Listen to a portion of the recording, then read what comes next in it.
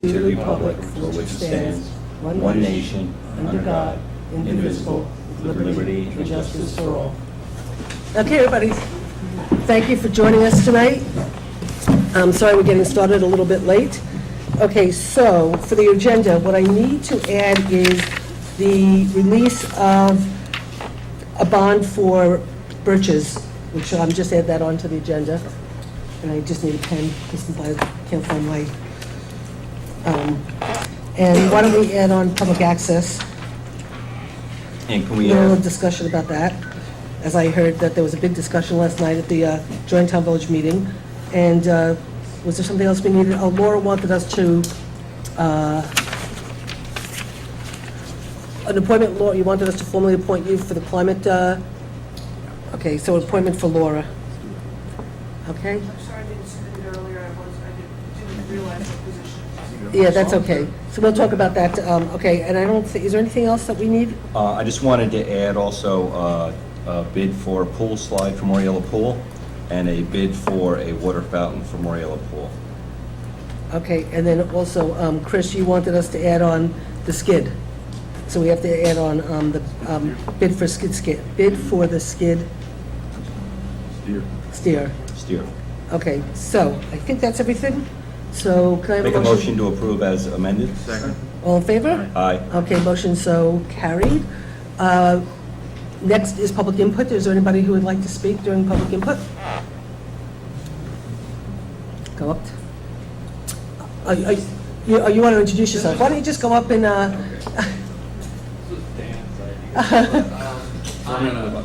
name is Rob, representing I'm with the Paltz Times, I'm new, so. thank you. Welcome, Rob, and we enjoy reading what you say about us. Rob, welcome to New Paltz. Right. Good luck. Hope you can survive.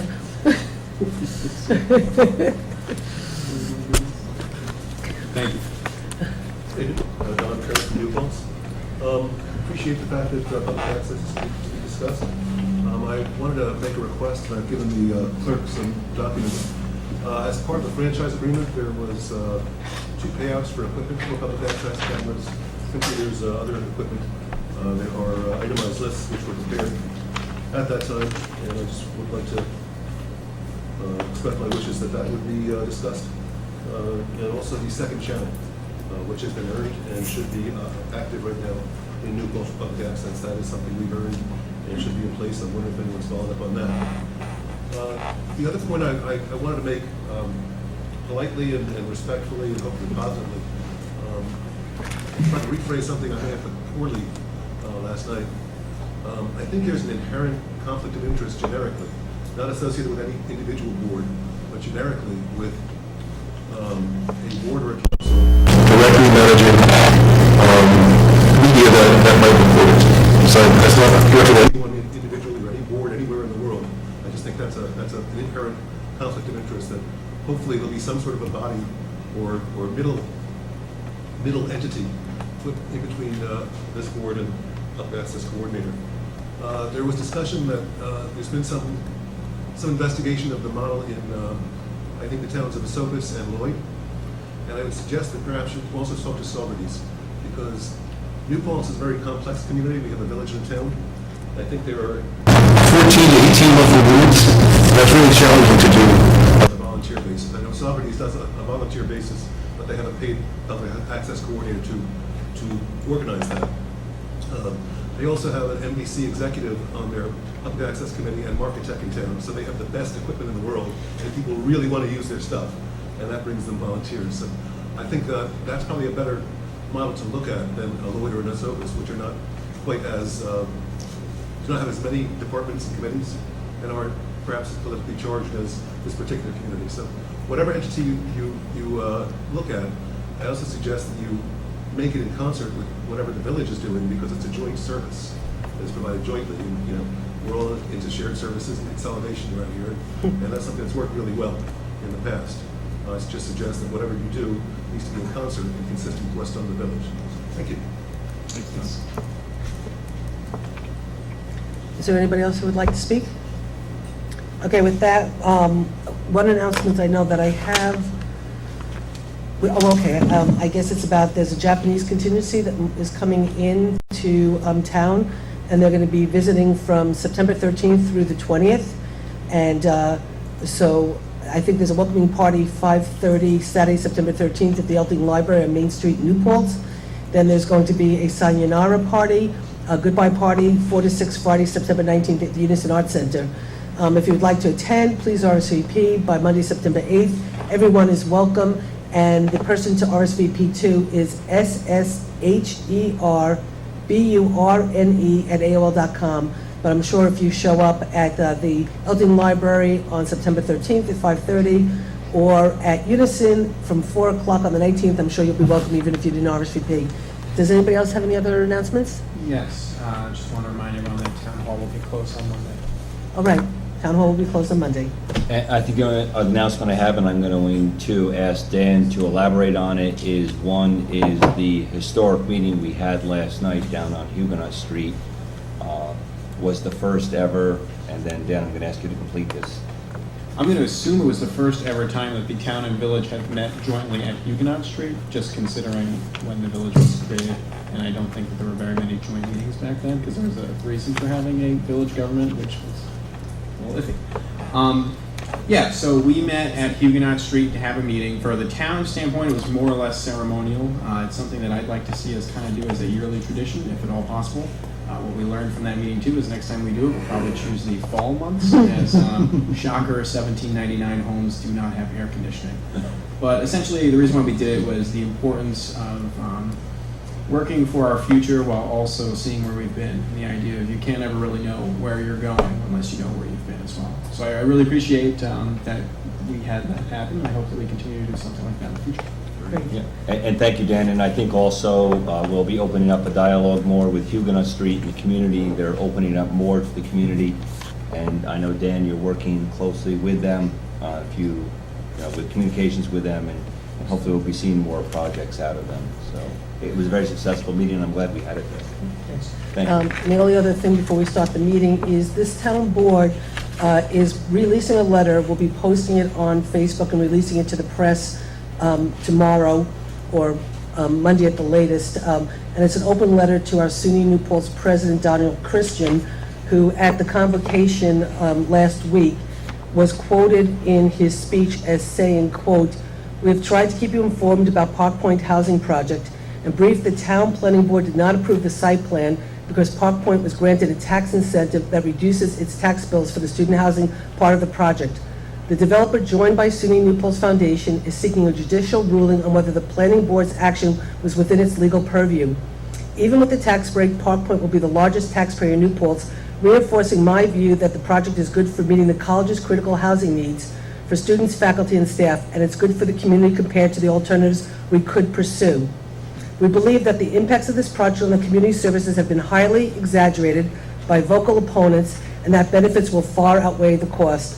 And so when a statement is made that the impacts of this project are highly exaggerated by vocal opponents, and the town board has taken a stand against this project, and so has the school board, so has our county legislators that represent our community, so is the Supervisors Association for the county, as well as the town of Gardner. The vocal opponents happen to be the elected officials of this community who are elected to represent the well-being of this community. So this board drafted an open letter that we will be releasing.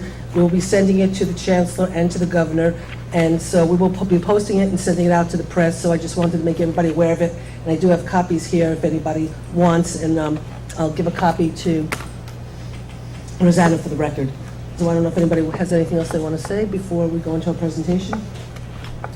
Well, I think just speaking of, the only comment I would have on it is, I think for someone to simply sit there and state that they would be the largest taxpayer on a proposed project, that we also have 2 projects in our community that would actually be larger taxpayers. One would be, all of these are in front of our planning board. So we have Wildberry Lodge, which actually would be a larger, I believe, just on the liaison, the planning board would be a larger taxpayer.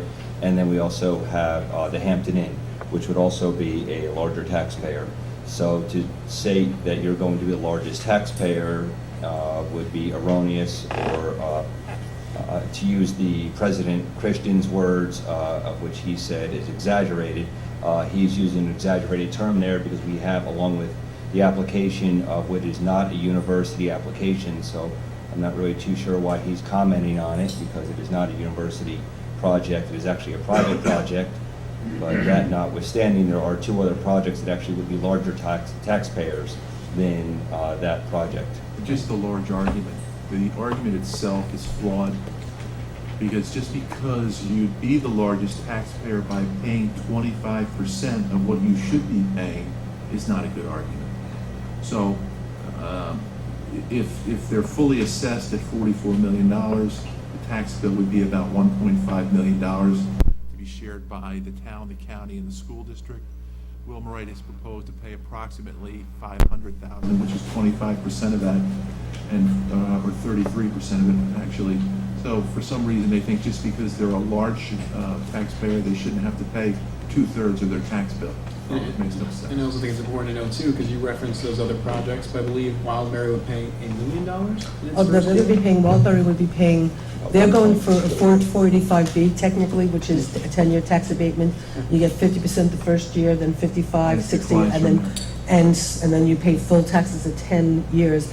Their first year at 50%, they're gonna be paying $1 million. At the And end they would be of, creating over 200 jobs. It's about close to 250 to 300 jobs. And by year 10, they'd be paying $2 million full taxation. So Versus Wilmerite creating how 8.5? many? 8? 8.5, I think. well, not only they're creating 8 jobs, and they would be paying $500,000. So you have Wildberry Lodge, which is going to be paying $1 million the first year, $2 million by year 10, creating 300 jobs, and Park Point right now potentially paying $500,000 for the creation of 8 jobs. So And I think Exaggeration? also, I think it's been misrepresented by past officials in the village of New Paltz by saying that we are not in support of the college building the dorms. We are in full support of the college building the dorms. And when we state, we are not saying that at all, or in any means that we are not sincere by saying let the college build them.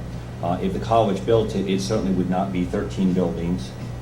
It would not involve a pool, it would not involve a clubhouse, it would be cinder block and steel. It would not be 13 separate wood structures, which very well could stress our emergency services. It would be a state building done under state bid, fully utilizing union workers, utilizing local LEED workers. certified, yeah. The Units list goes on and on. certified by, or actually serviced by their own police department. Serviced by their own police department, also serviced by their own fire inspector, so you would not get as many calls from it.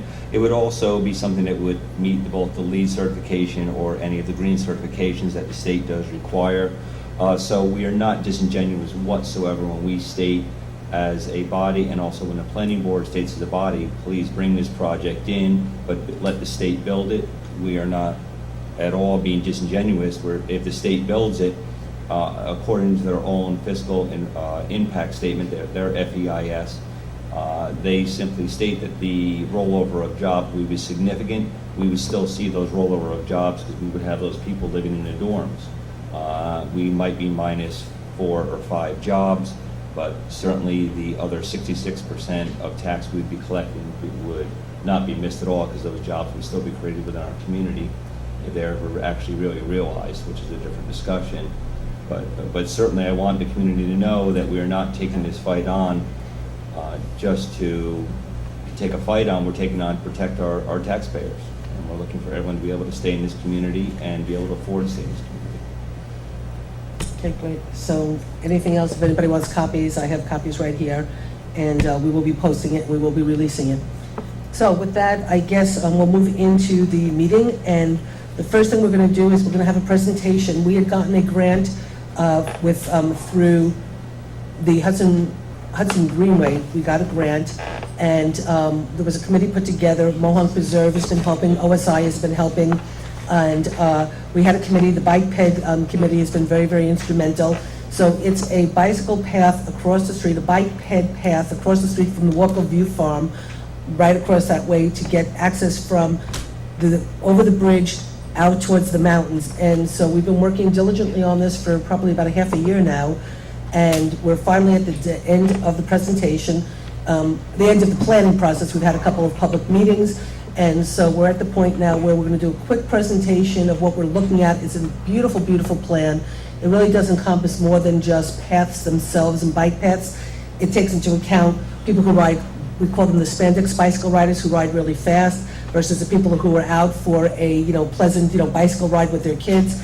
But it also incorporates really beautiful places to stop and sit and rest and look and partake in the beauty of our area.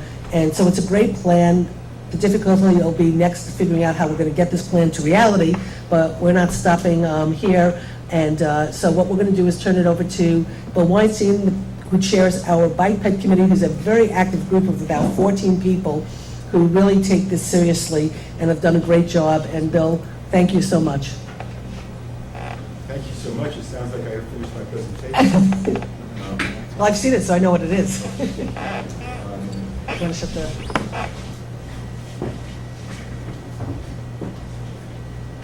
So it's a pleasure to speak to the board tonight. Yes, I think I'd look a lot better if we dim the lights. I'd like to thank the board and Rosanna for the chance to talk tonight. And this is the end of the first part of a long process to create a bicycle pedestrian amenity. The title is called a trail, but it's more than just a trail. It's something to make it easier for bicycling and walking on many levels out in a dangerous area of the community, the flats, stretching from the Carmen-Liberta Bridge out toward just before Libertyville Road on Route 299. It's worth saying that there are several people present tonight who've been instrumental in working on this plan. Susan has been to the meetings of the committee and is a member of the Bike Ped Committee. Tom Murray, who has been to quite a number of them. Eric Roth from Mohawk Preserve is here, and he wrote the grant to get the planning money for this and has really helped to shepherd the process. Christy DeBoer from Walkill Valley Land Trust is not here, but is deeply involved, and Open Space Institute is deeply involved. And I think I have the opportunity to show you a very, very interesting proposal for our community. So let's see if I can get this to work. If this is a big aerial view, it starts here. This is the Walkill, well, this is proposed that eventually it will link to the Walkill Valley Rail Trail. And that would be a very cool thing. And it's just a hop, skip, and jump from the bridge, which is about over here. And we'll go all the way out here to a turnaround at, what is it, Red Barn Road. Red Barn Road. But it's more than these dotted lines that you can see. That's right, intersection of Lewis Lane and Red Barn Road.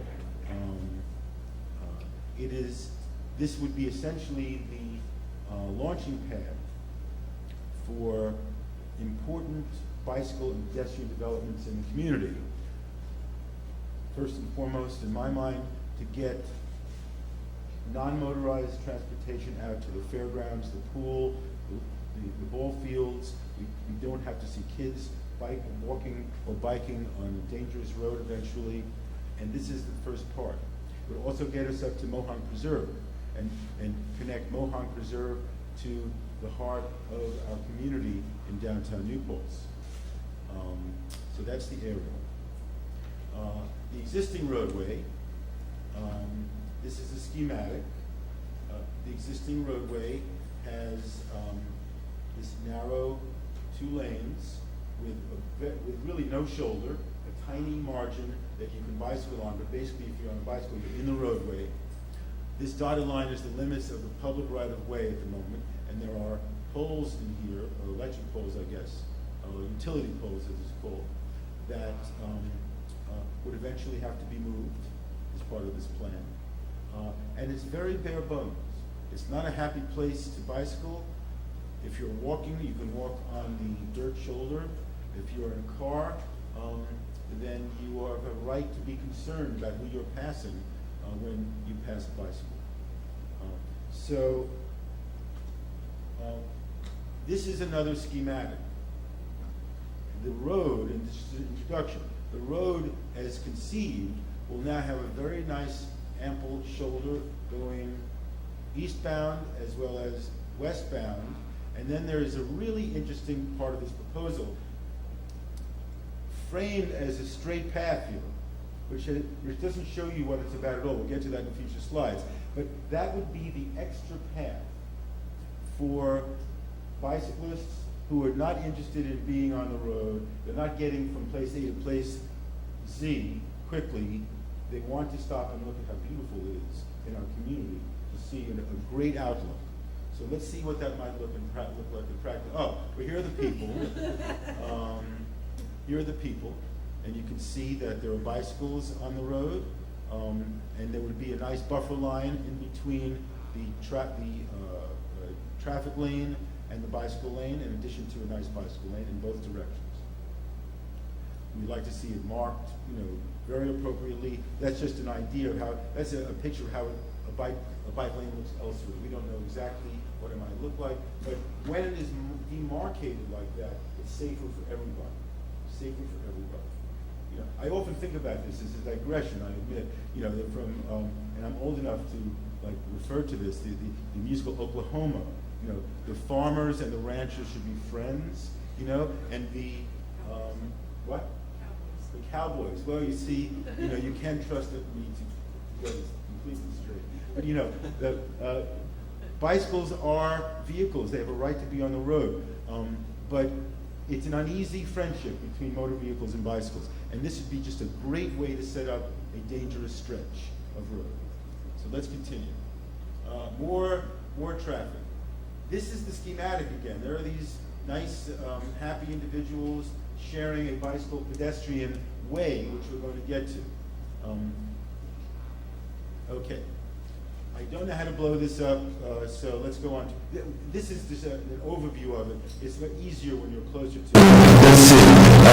Flats Trail Master Plan. It is achievable in terms of, I'm going to go closer, I'm not near my computer. It's achievable in terms of cost, layout, and location, and it's implementable in the short term, 2 to 5 years, depending on funding.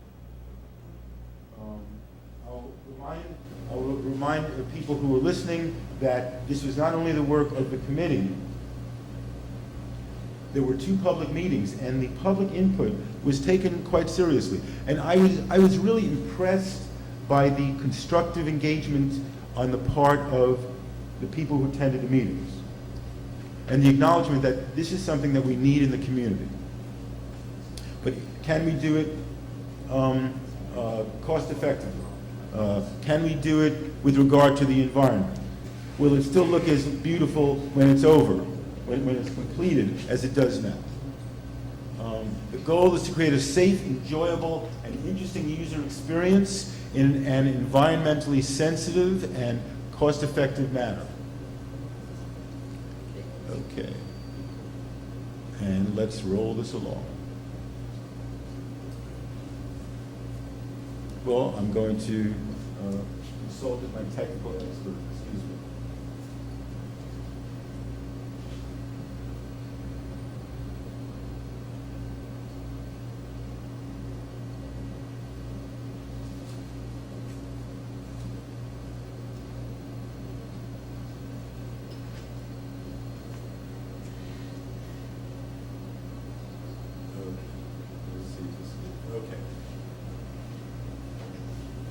The objectives are to maximize bicyclist and pedestrian safety, to maximize accessibility and convenience, and to maintain the rural character of that stretch of road.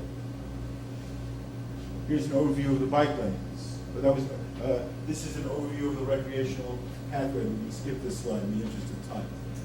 This is interesting now. This is the bridge, and hikers and bicyclists would come over the bridge and go down into what's currently farmland, become a park-like area. There'd be an observation platform here to look at the Wallkill River, and they would go down. And I should say, what Susan referred to before is the Spandex bicyclists. You know, people who are interested in road biking, like to get, oh, the mic, okay, I'm sorry.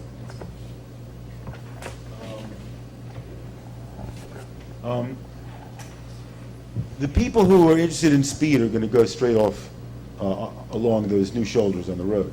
People who are interested in a scenic experience will go down through here and will be diverted a little bit along Springtown Road. Here's the same path coming down here. There would be new greenery in here to make a nice, safe bicycle pedestrian passage through here, or bicycle passage, onto Springtown Road. Another one coming off Springtown Road. This is a traffic calming device so that it improves safety for motor vehicles and for bicyclists. And people interested in the scenic view would continue on this new bicycle pedestrian trail. Continuing, whoops, it would cross Springtown Road a little further down. It's not very far in, I can't remember how many yards. And there would be traffic calming here, a crosswalk, maybe a slight raised table, and the trail would cross over and go into what's currently farmland and meander along. There would be a bench in here. These circles represent new greenery, new landscaping, to make this a real destination to go to. And you could sit here, you could come out at sunset, you could come out in all seasons, enjoy the pasture land or the farmland, see the mountains, and we know how beautiful it looks, but we don't often have a chance to stop there and look at it. And the bicyclists who go through there mainly are the ones who stay on the road, and they're not really looking for that kind of experience when they're on their bikes at that moment. Okay, it would continue through here. It'd be going over some wetlands, there'd be a bridge over some natural streams, there'd be more landscaping in here. It's drawing closer to the road again. And here we have the road. That trail that we saw back over here is now parallel to the road and would come in and cross the road close to Walkill Farms parking lot. And it would continue, and I don't know that this is shown in this presentation, but it is one of the kind of latter developments in our discussion. It would continue all the way to Red Barn Road out here. There's a little circle of orange dots there, and there would be a turnaround there. And you could stop there, you could have a cup of coffee, or just sit, and that would be a turnaround, and you can get back again if you want. And the details are available at the town website, because I can't go into that level of detail in this presentation.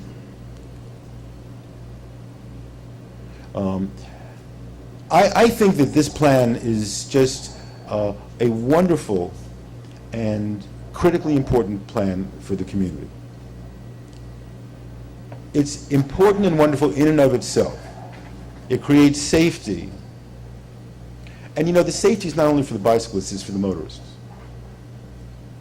And it creates a destination for people to go to enjoy our community in a way that they don't enjoy it necessarily at the moment. It would be another vantage point for being in our community, for seeing the splendor of our community. And it's going to require further planning. It's going to require getting more grants. It's going to require creativity on the part of the town board, of the Bicycle Pedestrian Committee, if we continue to be involved, which I hope so, of Chris Marks, and I didn't acknowledge Chris's participation in this. I'm so sorry, but you were behind me, you know. I didn't see it. It's a wonderful project. It isn't necessarily, it's a project that needs to be achieved and will require some investment. And in talking about this at one other meeting, it occurred to me, and this is another piece of this. We want to create in Ulster County an interconnected set of bicycle trails and hiking trails, which County Executive Hine is deeply, deeply involved in. And there will be, as projected at the moment,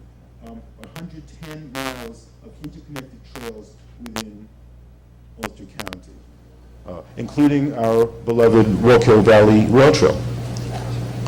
We have yet to piece together the connection, although Susan and the board and the town has put in a great grant to connect the Walco Valley Rail Trail along H.W. Du Bois to close to the Thruway. But we are in the position of helping to make happen connections that will eventually bring us to the walkway over the Hudson, which is a major destination spot in New York State now. And this could be part of a network that connects the walkway with our community, Mohonk Preserve, points north, points south, all through motorized transportation. Now, when the walkway was built, it was a lengthy process long before I moved to the community. But when the final monies were allocated, the budget was shaved down because they didn't want to pay, or whoever it was, the people footing the bill, did not want to pay for as wide a deck on top of the walkway as we could have had. And so the final walkway is narrower physically than it might have been. Because when we look for money and look to fund things, we are always looking, how can we do this and accommodate everyone and cost concerns and fund everything? But this is a great project that will have manifest benefits to our community, and I hope we can move forward with a great speed and see it happen and make it happen as it's written in the plan now. Bicycle lanes on the road and the extra bicycle pedestrian trail off the road. And that's it. Thank you.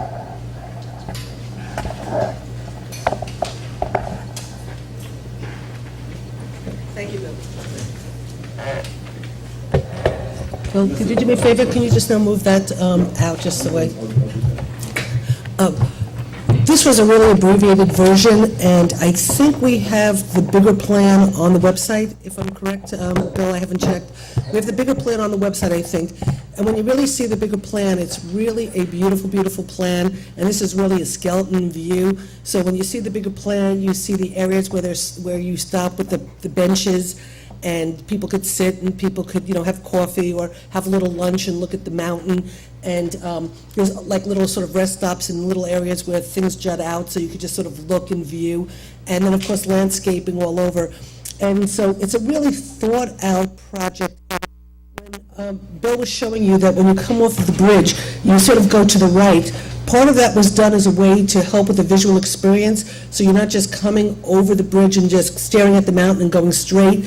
So by going up, we call it meandering. You sort of go up, and then you come across, then you come down, then you go, parallel to the road. It gives you different views every time you're sort of riding your bicycle or walking with your kids, and so it creates a whole new experience in terms of how to see nature and the visions around here. So it's a really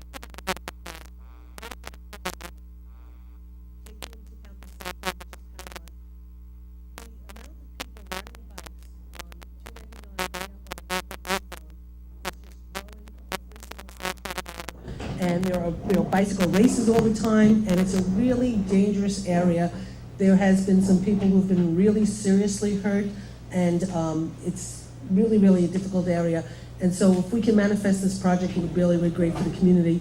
We have the plan now. I'd like to ask the board to make a motion, somebody to make a motion to, well, actually, I'd like to move the adoption of the bicycle flats plan so we could move forward to the next phase. Would somebody like to second it? Second. Okay, Dan is seconding it. Any discussion? All in favor?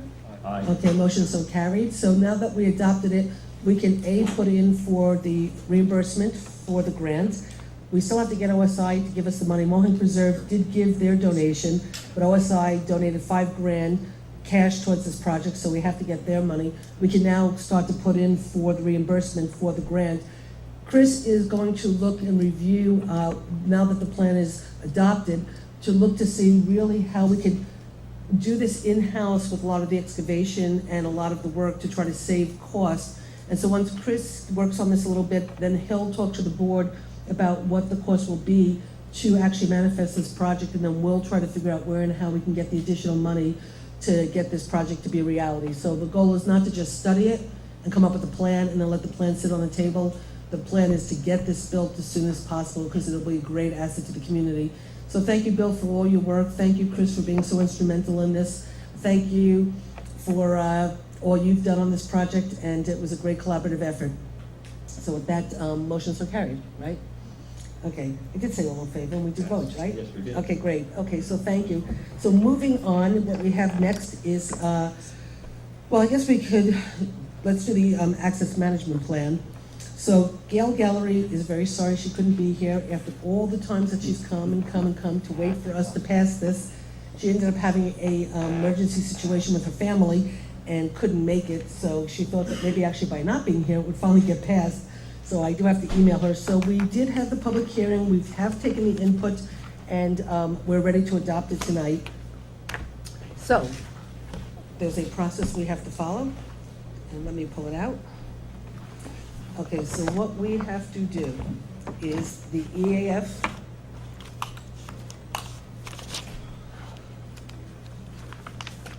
So, here, Roseanne, do you have everything, or do you? Okay, so, I'll do my best. well, what I'm gonna do is, I'm gonna actually let you, Jeff, okay? This is my punishment, yeah. This is your punishment, okay? Yes, I So will I'm read gonna my ask you, mind. you have to read Yes. this, Yeah, read this. description, and Right, we right. make sure we don't affect any Right, and shellfish. here's my little notes about what to do. Okay? Yep. Okay, so for this, we need to do the short form of the EAF. And for the EAF, it is first we'll start with a brief description of the action. This is a local law that amends the current subdivision D of section 140-52 of the Code of Town of New Paltz to incorporate standards for site development plan approved in the following areas. 1, the use of energy conservation techniques and technologies into the design and operation of the proposed use. 2, screening of paved and surface outdoor areas and areas devoted to outdoor storage. 3, traffic circulation within and without the site and conformance of the proposed plan of development with access management guidelines adopted by the planning board. 4, the location of existing and proposed pedestrian and bicycle public access. And 5, the provision of sufficient electrical vehicle charging stations and related infrastructure. Does the proposed action only involve the legislative adoption of a plan, local law, ordinance, administrative rule, or regulation? And the answer is yes. And the attached narrative is attached. The attached narrative. You don't have to This is- read the whole narrative. Yep, this is the impact assessment of, we are the lead agency is responsible for the completion of this. So answer all of the following questions.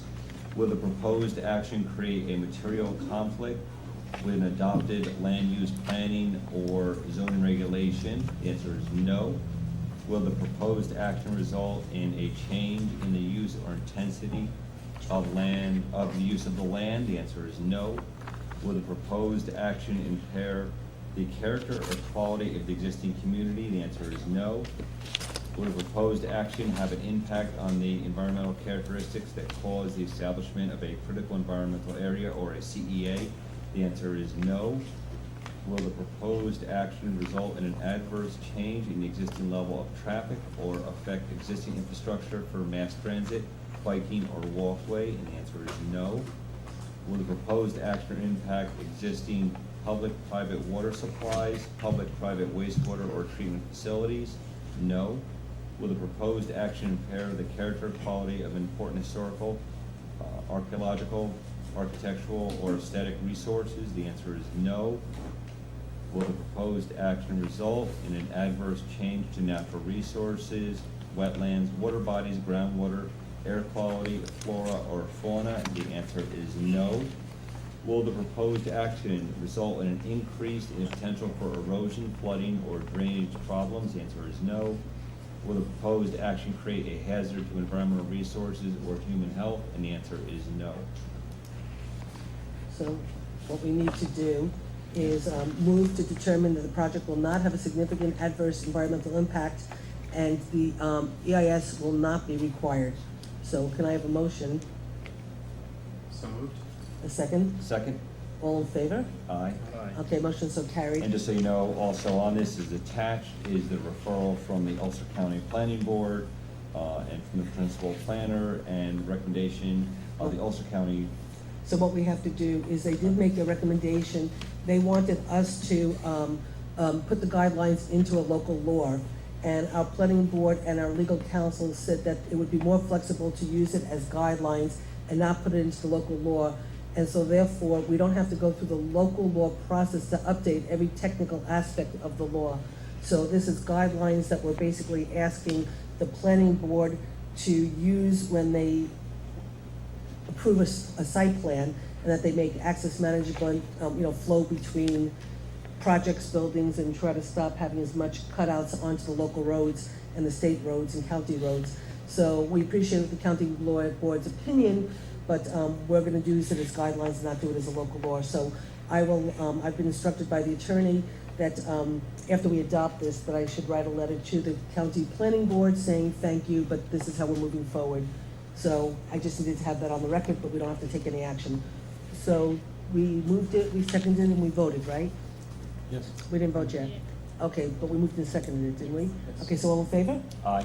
The motion so carried. So the access management plan, which has been worked on, I know I came into office and Gal Gallery had breakfast with me to tell me about this, and they've been working on it for years and years prior, so it finally got adopted. So congratulations to the town board.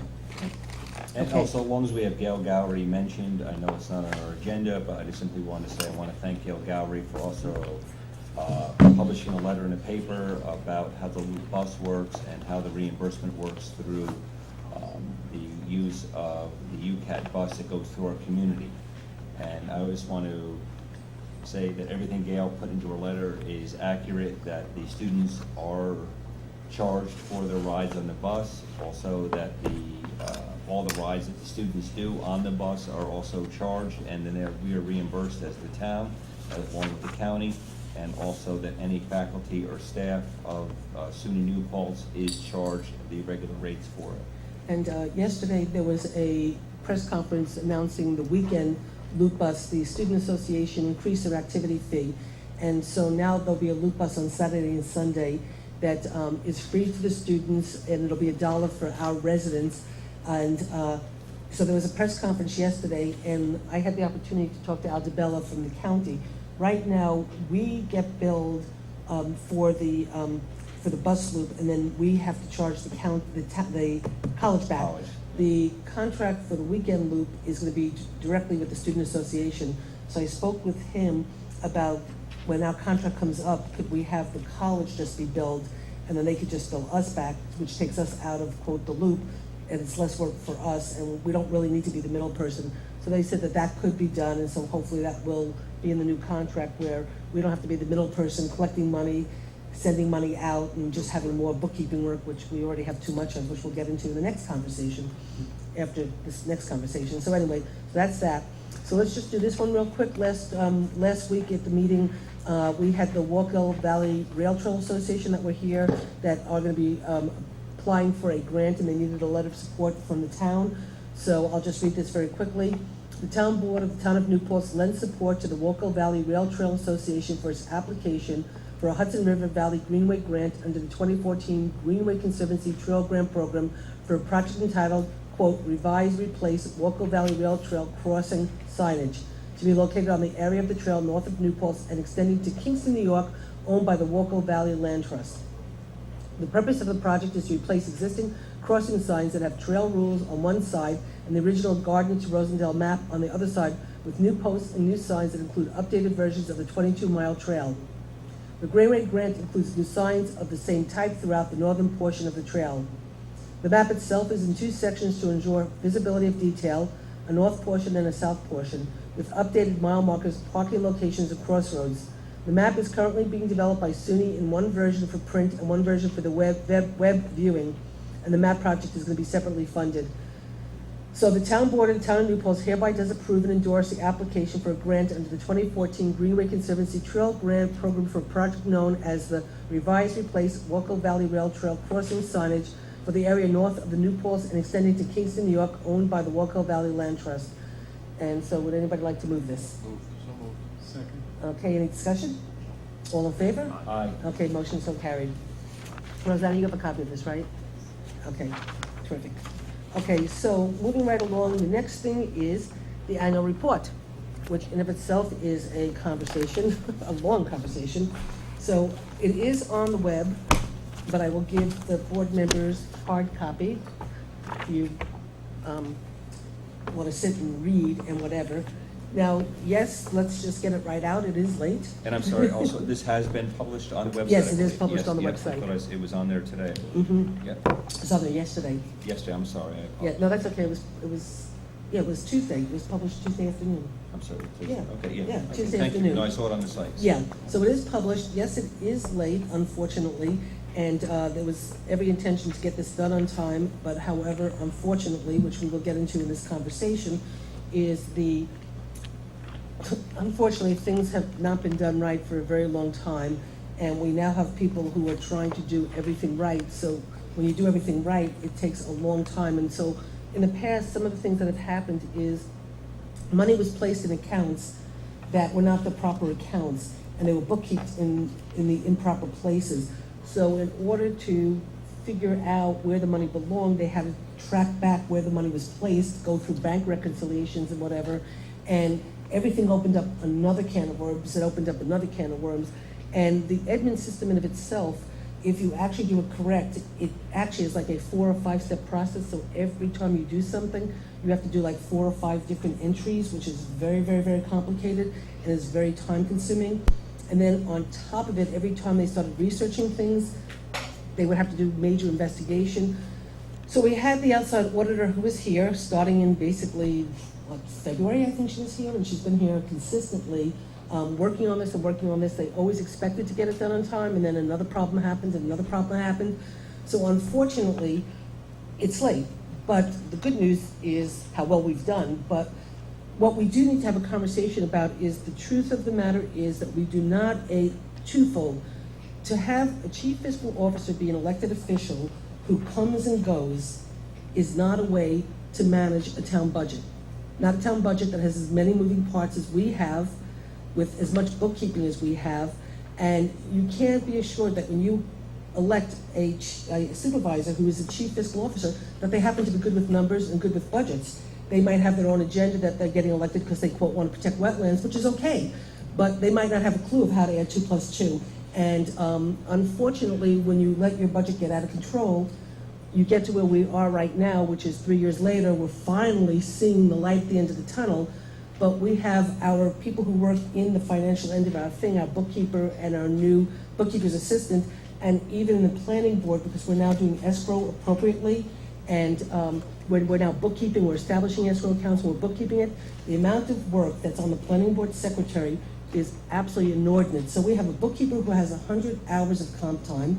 We have a planning board secretary who has 100 hours of comp time, and the year is not even over, and these people are really burning out, and they're doing an incredible job. So we really have a lot of work to do as a town board to make sure that we're properly staffed, to make sure that the financial well-being of this town, now that we're getting it back on shape and things are being done right, that it never goes back ever again to a situation that we walked into and we've been dealing with. And we have people that are getting really, really burnt out because we don't have enough support. On top of the fact, the truth is, the planning board should not be doing as much financial work, and actually the town clerk's office also does a lot of financial work. Like the other day, there was a problem with the water bill, and one of Rosanna's assistants spent literally 3.5 hours on a water bill issue, and our bookkeeper spent a half hour helping her on it. We shouldn't be having somebody in the clerk's office spending 3.5 hours on a water bill problem. So the inefficiency of how we're doing things is just really not good for the community. So I want to have a sort of conversation about that, but first I guess let me give you the good news. There are some things I just want to confer with our outside auditor who's away on vacation. She left as soon as she hit the send button on this and went away, so I haven't been able to confirm a couple of things, but let me give you some top line stuff, which is really good news, because last year we saved an awful lot of money managing the 2012 budget that we did not do. We inherited, at least this administration inherited, but the 2013 budget we did. We cut expenditures last year, we cut taxes last year, but even with that, the top line in the A fund, that's town-wide, that in terms of our planned versus actual expenditures, we saved $627,000 in our planned expenditures, which is quite extraordinary. And we increased the fund balance by $458,000, which is pretty good news, which will help us this year when we do the town budget to try to deliver another tax break for the people of New Paltz. One of the things that is always really quirky is state retirement, and we sort of benefited last year, but we think we're gonna get hurt again this year, so where that goes, we don't know, and that could eat some of this money up, but right now, we're in pretty good shape. We're in actually very good shape. The B fund, we actually planned versus actual, we saved $60,000. And understand in the past, the B fund, the people, the town outside the village residents were. Take your time and explain this so they understand. Take your Okay, time. do you want to try to explain No, this? you can do it. Go ahead. Okay. The town outside the village residents were overtaxed for years and years and years. And the way I'll explain this is, if you have a budget that, this is the town outside the village.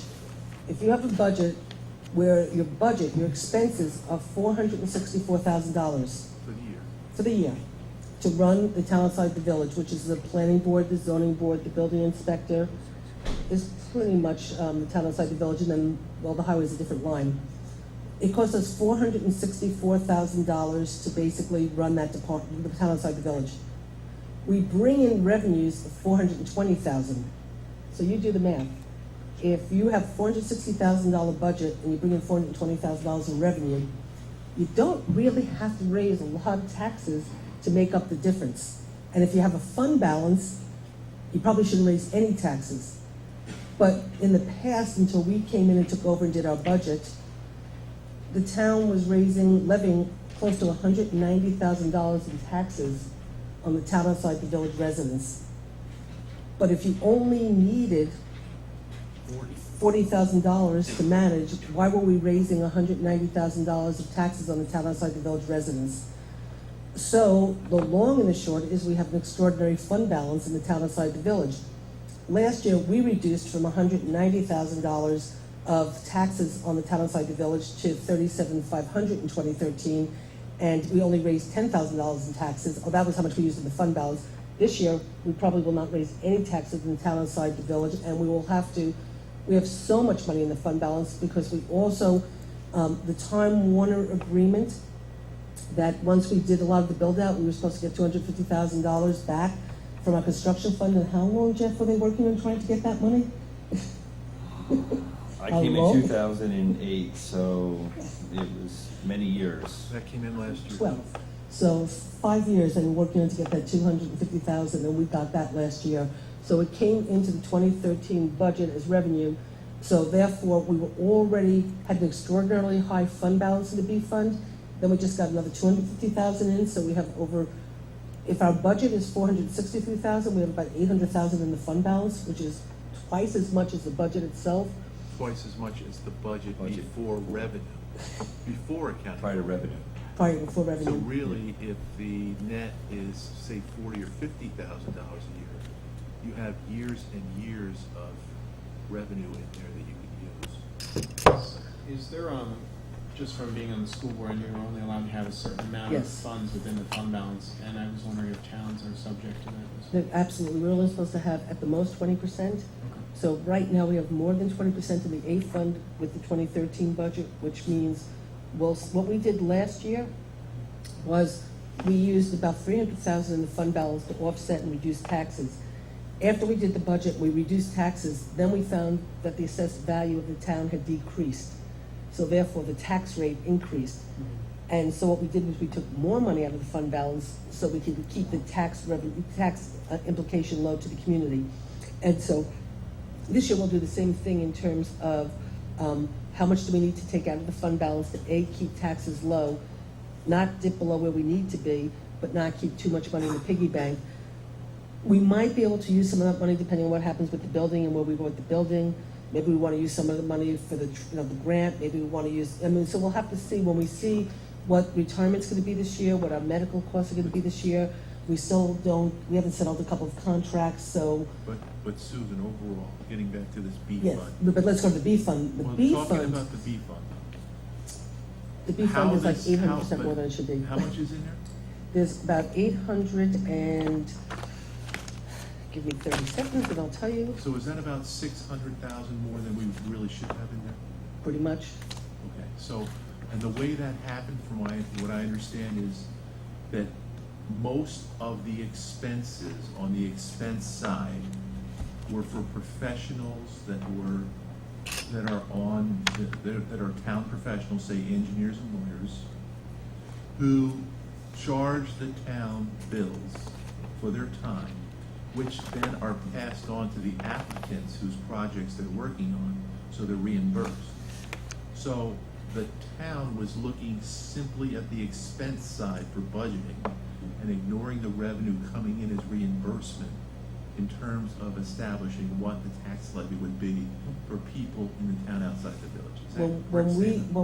When we took over the budget, what we found was that money was put into the B fund, planning board and zoning board line for engineers and for attorneys. But then a lot of money was also put in the engineer and attorney line in the B fund. So they were doubling the amount of money they were raising for the fee for the engineer and the attorney, when most of the money is really reimbursed by the applicant. So you do need to have, so the money that you put into the planning board B fund usually is offset by the revenue. There's, a little bit of money, like Stacy, needs lawyer and engineer money because she makes calls and she doesn't get reimbursed because she's the building department per se. The planning board, though, most of it gets reimbursed, but there's some, and then there's some other money in the B fund for like lawyers and engineers for questions we might have, the planning board might have that are more, like for example, when we did the electric vehicle charging station, that's not a project that's in front of us that's getting reimbursed by an applicant. So if the town board referred that to the planning board, that would come out of a lawyer line. But in that particular case, we're gonna get reimbursed through a grant, through CFA, I think a grant, through NYSERDA, we're gonna get reimbursed. But we were charging the taxpayers twice as much as they needed to be. More than twice. Mhm. All right, and so we have this huge fund balance that's the result of overtaxing people outside the village, in the town outside Right. the village. And quite frankly, that should have never happened. And so your point is that had we had a chief financial person in place for a long period of time, this kind of thing probably wouldn't have happened. So you have that, and combine that with the fact that the planning board is supposed to have separate escrow accounts Which we for now have each established. applicant, Which we now have which we established. never had before Right. either. Right. So it all went into one fund, correct? And now we have established separate accounts for each applicant, which is the way it should be kept. And on top of now, not only have we bought a system to go with our budgeting system, Edmunds, we bought a program for escrow management, but Which is actually part of it. which is now part of admin, so we now have a computer system to help whatever, but, Well, what you're saying is, now that we're doing things correctly, we're actually realizing that the manpower required to do business the way it should be done is more than we have right now. So we really don't have the staffing to do what we need to do to keep things on track. what we're finding right now with Kelly doing things the right way in the buildings, in planning and zoning, with the escrow, and we're talking a lot of money, because these applicants come in, they cost a lot of money with the engineer and the lawyer's times, and they run up bills that are really, really a lot. Now, why should the taxpayers of New Paltz be paying for a private profit business, that's in front of the planning board for their own project? And if you don't have an escrow account set up and then they get denied and they owe $60,000, you have to go collect it and you're not gonna get it. But you should have had that money up front and you should never be left holding the bag. There should always be a reserve on that, right? So once you hit a certain number, you request additional funds. That's right. So And you that don't was let them never come, managed that way. and you never let them come in front of the planning board if their escrow account has gone below a number, because you know you're gonna be incurring bills for that. And so you're gonna be incurring bills for that. And all of a sudden, if the applicant gets denied or the project's done, and all of a sudden you've got $20,000, $30,000 worth of bills, you have no money to pay it. And then you have the you can't not say to the lawyer and the engineer, well, we're not paying you. So you're ending up taking taxpayers' money to pay for a private project. And what's But I think happening, to answer Kevin's question real quick is yes, Kevin, I think just because I came here earlier is the answer to your question is we had established ourselves in a position to fail by not having adequate staff. That's Hence right. why we spent time setting escrow accounts for novellas, extra space, Diamond Car Wash, Now we're doing the it one at a time. Wildberry Lodge. I forgot to add, we'll be establishing one tonight as a town board, should be a resolution. But I think what the part you bring up, which is very critical, and Susan was getting there, which is we don't have the staff in place that you see in other communities, actually with budgets less than New Paltz, and with projects that have fewer projects before the New Paltz, and development opportunities. Plus, we have a university, plus we have a full-time police force with, when you add in all of the employees, including the chief and lieutenant, of 30 people, plus a highway staff of 20. When you add all those in, I do not believe that we have a staff that is adequate to manage those assets. I think that's where you started. And I don't think we have developed a system here that allows the staff that is managing it right now to be fully successful at it. Hence why we had an auditor in here since February. I've been seeing her in here. You know, I come in every week and I see her sitting at a desk here with a laptop. Once, you know, she's doing 6-8 hours in a day, comes back for another 4 or 6 hours. We shouldn't have to do that. And that is something you could use your own staff to do and not have to be auditing. You know, here we are sitting now again in August for something that was due in the end of, March, April, the end of April. It's actually due the last week of April. Well, it's due the last week of March, Yeah. but you can get a month Month extension. extension. And It's automatic. then you should devote some of these additional resources to being proactive in attempting to get your cost structure lowered. For example, No bans. even the water that you buy from whoever the supplier is. We don't have time to comparison shop really in order to drive our costs down, and we should have a staff that is devoting some of their time to do that.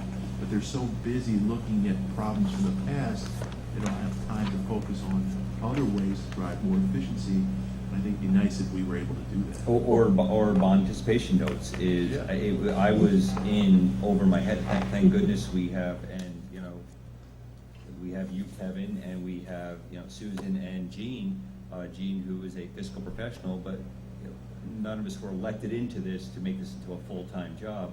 But I know Jean put in a lot of hours in assisting us with getting out of some bond anticipatory notes that we should not have been carrying this long. They should have been turned into bonds. I was actually on vacation when I had the conference call with Jean and myself and. Two banks. And yeah, whatever, you know, trying to like move this forward and stuff, and, They're very difficult, and you need professional fiscal people to manage these. They're very difficult to manage. I did some work on it, but these are not easy instruments, But and this- they do need a full-time staff for them. but to also go back to what Kevin was saying, which like you, I think it was you, like you want to start to look at, doing our uniforms, and you want to start to look out, just, you know, to bid uniforms to see, you know. Well, look at water. How much money Well, we you saved save a on bunch of water. money for water, we save money on our coffee system. You know, we want to do uniforms, you want to look at cleaning, like a contract for cleaning. We have a bookkeeper who can't even get through, you know, we have Rachel who works on just the vouchers alone, just getting the vouchers ready for all the department heads is a full-time. The vouchers, are the expenditures of. every expenditure. Every expense that we do a budget, and every single solitary budget has many, many, many lines and many purchases. So in order to purchase anything, and Chris is gonna give us a voucher tonight for us to approve for the skid steer. So every purchase, whether it's pencils and paper, whether it's staples, whether it's a $60,000 skid steer, gets gonna be a voucher. And so the department head writes it up, puts it in, I review it before, you know, even gets approved. Then we do the voucher, then they go buy it, then they get the bills in, then the board members, you do the audit to make sure that everything was done correctly before we pay the bill. And just for Rachel, our bookkeeper assistant, to just handle the vouchers, she does full-time. So all the other bookkeeping that, you know, that Arlene's trying to do, she's here till 10, 11 o'clock at night, night after night after night, where she's in this building alone by herself, trying to, bookkeep things right, find where things go, do things. And one of the things we found out recently was that even the getting the statements from the bank and reconciling the statements from the bank to make sure that everything's book kept right, the banks are posting things right, the money's going the right stuff, hasn't been done for years. For years. We're getting on top of that. So now, because of, now that we finished the annual report, we're making sure the 2014 stuff is done now and up to date, so we can be moving on and forward. So when we have to do the annual report next year, everything's in place. And so when the outside auditor comes in, she's got everything. She sits down, she just puts everything where it belongs, she figures it all out, and we file it. I mean, when I was here back in 96 to 2000, every single annual report was done on time. It was never a problem. And actually, our bookkeeper, Jean, at the time, we had Helen Majestic and then Jean, we actually did the annual report in-house, and then we would bring an outside auditor in after it was filed, and then we would have an outside auditor just, do an outside audit to confirm that somebody from the outside is looking to make sure we did everything right. There was never a problem. They were filed on time. We bring in an outside auditor.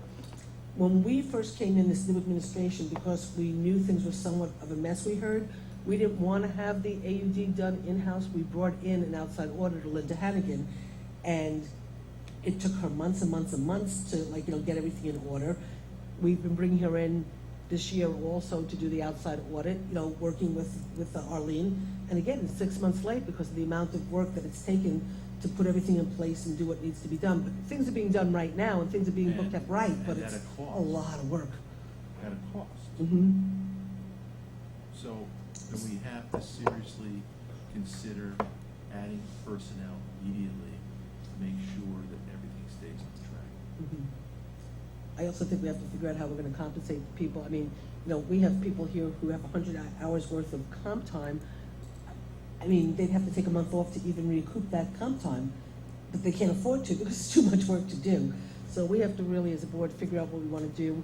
Have we looked at, and I know that this discussion's kind of floated around before, but have we looked at other similar communities who've added this position, kind of what the rate is and things along those lines? Well, if you just look at the village alone, the village, which has half of our budget, basically, in less departments, they have more staffing, they have what's Nancy Bracco's title? She's a treasurer, and she gets paid about $70,000, and she's a treasurer, and she's got, I think, 2 assistants, I'm pretty sure, which is already one more than we have, and we only have a bookkeeper.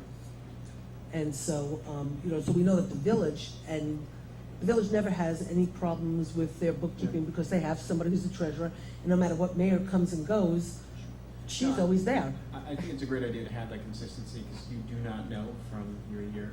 I would just like to see, and if the research has already been done, that's great too, just so we can kind of see what our neighboring communities, I wouldn't even just limit it to Ulster County, but just to see what that looks like and how that's gone there too. Yeah, I have done a lot of research since I first came into office, knowing what kind of problems there were. I've been sort of researching the issue of controllers, financial, outside financial, finance operators, budget officers, so I've been sort of looking at all of these titles. I looked at it too when that whole issue of consolidation was discussed. I And remember. I looked at Hyde Park, Fishkill, town of Poughkeepsie, looked at a lot of different jurisdictions, and it seemed like they had 2 senior people and then either 1 or 2 junior people running their operation. That's what I thought. And then the other thing I would want to talk about too is then how does that affect the role of supervisor as well on adding that position? Well, actually, under the GML, what is a supervisor is your CFO, your chief fiscal officer. By law, they're allowed to name someone as the chief budget officer. Sure. So should Susan choose, you could bring someone in that is not elected official. She would name them as our budget officer. She would still be responsible for all the fiscal running of our community, including, which is unique to towns, is your supervisor actually is responsible for the day-to-day operations, plus the end of year, the budget. Actually, that is their only responsibility. Well, actually, technically, I'm not in charge of day-to-day operations Of the budget. I'm in charge of the budget, I'm in charge of the, the chief fiscal officer by law, I am the Of the chief budget, fiscal you're the officer. other day. And I also develop the budget. Technically, all I have to do is really develop the budget, and I don't even have to sit at these meetings and be here. You got 3 meetings you Okay. gotta show up to about it. Right, That's fine. exactly, Maybe yeah, 4. it's the budget meetings, and I could basically be in Florida the rest of the year and stuff, and Jeff could be running the meetings. There you go. You know, and you're Yeah. doing a good job, so There you I go, just thank might go. But, so- But in terms of, but actually in terms of the day-to-day operations, at the reorg meeting, you guys appoint the supervisor to actually be in charge of day-to-day operations, and I've always wondered if I refused to take it, what would that? We would make you the dog catcher. So then to relinquish that role, is that a decision that's made solely by the position of supervisor, or is that then an entire board decision? Well, technically, I think what the board would appoints. basically appoint, if No, the you board appoint. chooses. Well, no, but Under if the law, you board, but appoint, if the yeah. board chooses to create like a financial, a finance, a director of finance and operations. Mm-hmm. Okay, so if we choose to, appoint somebody as director of finance and operations, so they would then be sort of like, overseeing, they would oversee the whole finance department and the operations, and then they would manage everything on a day-to-day sort of basis, but I still technically am the chief, or whoever sits in the seat is the CFO and ultimately responsible. It wouldn't But- change much, to be honest with you, because Well, she would still do what she's doing now. It's just that we would have more people to do what should be done. It's not being And done, allowing it's just the starting to be done. consistency. And more importantly, that when the next supervisor comes in, you don't lose the, 6 months trying to figure out where everything is. 6 months, Yeah, a year, could be a year. we're still trying to figure things out and So you stuff, but fall you keep- behind every time you change administrations because there's nobody there that has the longevity and the technical experience. And I think the risk is not even falling behind. I think the risk is that you have someone that comes in that does not have the care, wherewithal, or expertise, and not only are you not catching up, but you're missing funds. Think how much money we recouped when Susan came in from monies that were due to us that just simply were not recouped. I mean, right off the top of my head, we had 70,000. Well, the very first meeting that I had, the very first meeting I came to back in January of 2012, the very first meeting we had was a joint town village meeting of the two boards to talk about consolidation. And the guy from the Department of State was here. And when the meeting was over, he came over to me and basically said, you have a reimbursable grant of $50,000 that the town never put in for. So I looked at him like, what are you talking about? So I called over Peter Fairweather. And Peter said to me, I don't know what you're talking about. We put together all the paperwork. We did everything. We submitted it to the supervisor's office. And the guy from the Department of State said, we never got it. So we had to go back, recreate everything, put it in and get the $50,000. Then I found out that there was a Greenway grant that we hadn't gotten. Then I found out that there was another grant we hadn't gotten. Irene and Lee also. Oh, then There we was found out another about the one. FEMA money. Oh my God, this one happened where, Under Sheriff Frank Ludico had come down to talk to me about, renewing the urgent thing. And he started to tell me a story about the FEMA people using the sheriff's office to basically set up headquarters to make sure all the towns were doing the paperwork and getting reimbursed FEMA. So I just happened to say, well, I'm the new supervisor. Could you do me a favor? Could you go down and just ask them if there's any paperwork I'm supposed to follow up on? So Frank comes back and says, Susan, guess what? He goes, no paperwork for the town of New Paltz was put in. I said, what are you talking about? We're talking about $70,000, $80,000. So he said nothing was put in. Fortunately, the highway superintendent, prior to Chris, Mike Nielsen. Mike Nelson and Carol West had gone to the FEMA meeting. They went to one meeting that the former supervisor was not at. He was there with Carol West. Because they were there, they got assigned a number for the town of New Paltz. Because of that, we were allowed the opportunity to put back in for all the FEMA that was owed to us, but we had to do it under the highway number. So then I had to pull everybody together again. We had to get the building and grounds. We had to get the police. We had to get everybody to recreate the paperwork. Then we had to submit it, but I reviewed it all, but then Carol West and Chris had to put it in and sign off for the town because we had that number. Otherwise, we would have lost $80,000 in FEMA money. Then I go to, it was the first time I had gone to the, it was Seth on ENCB? Okay, so I go to an ENCB meeting. At the very end of the meeting, Seth goes to me, Susan, I didn't really want to bother you the first couple of weeks. He said, but there's a $18,000 grant, I think, we're just closing up right now, actually on the Millbrook Preserve, where they're going to be presenting. He said, there's a grant, that never got reimbursed, blah, blah. And I didn't really want to bother you, and I looked at him and I said, well, Seth, I said, you're now number 5 on my list of grants that I have to recoup. And so when we came in the first year and a half, 2 years, there's also the grant from when you did the comprehensive plan. Oh, the back when you and that's Kitty right. were on the board. And so you had a last $15,000 one. grant from the Greenway for comprehensive grant that had never been put in either. So we basically, when we came in, recouped, I don't know, about $250,000 in grants that were outstanding.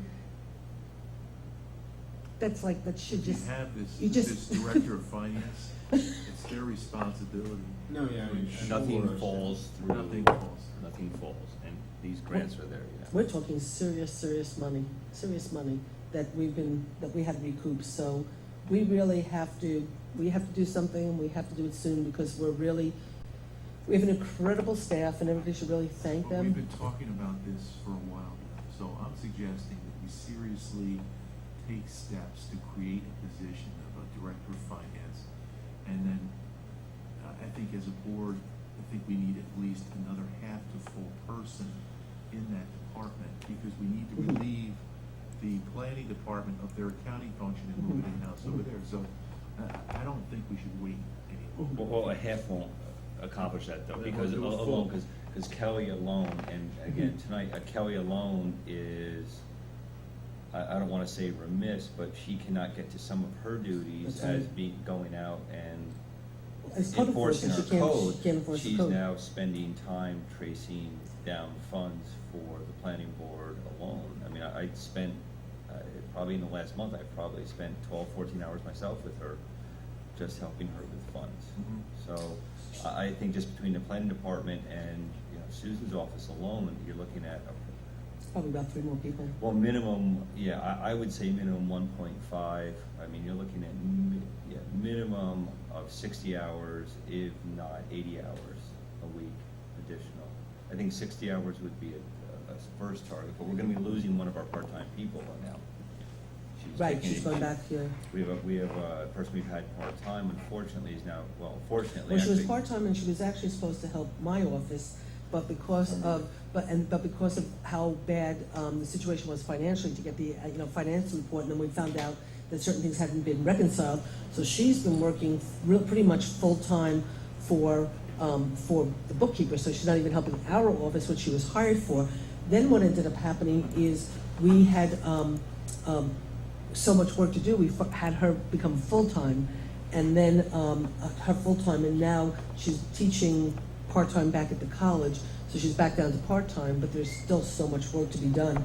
Now, we have so much money in the B fund, first of all, that the staff, the B fund up is like, it's not skin off of anybody's back, because, we have so much money there to But pay. that's not really the reason No. to do this. Absolutely not, we can't, Kelly showed me And the we other can day. budget for it for next year, and there's sufficient funds for this year, we do it this year, so we're okay. So I'm okay with, we need one full-time, highly technical person, and we need at least, and I'd be willing to go with one additional Full-time person, we absolutely staff member, for finance. so that we can consolidate into the county department, which should be there, and to eliminate the need to have 100 hours of comp, the way that's going now, it's ridiculous. Mhm. So that's my suggestion. So we have to sort of figure out how we're gonna move forward, because we really gotta get them help, and we have to get them help ASAP. I will just finish telling you, in terms of, so like I said, in the B fund, we increased the fund balance by 155, and we saved 60,000. In the DA, which is the highway superintendent's line, it pays for the highway superintendent, whatever, we actually saved 50,000 there. The fund balance in the DA fund, we have probably increased anywhere from 20 to 40,000. I just have to confirm those numbers with the outside auditor, because the unassigned fund balance is not in that line. And, there's appropriated fund balance, unassigned fund balance, reserve fund balance. And so the number I needed to give you was not in there, and she wasn't around for me to sort of confirm with her. But the spread I know is anywhere from 20 to 40,000, and in the DB fund, which is the big highway fund, we saved $135,000, which is pretty remarkable considering how bad the winter was. So we brought the budget in at 135 less, and part of that's because we approve everything before anybody gets to spend anything. So even though it's in their budget, they still have to put it in, and what ends up happening, people are very careful about how they spend money when they know somebody's looking.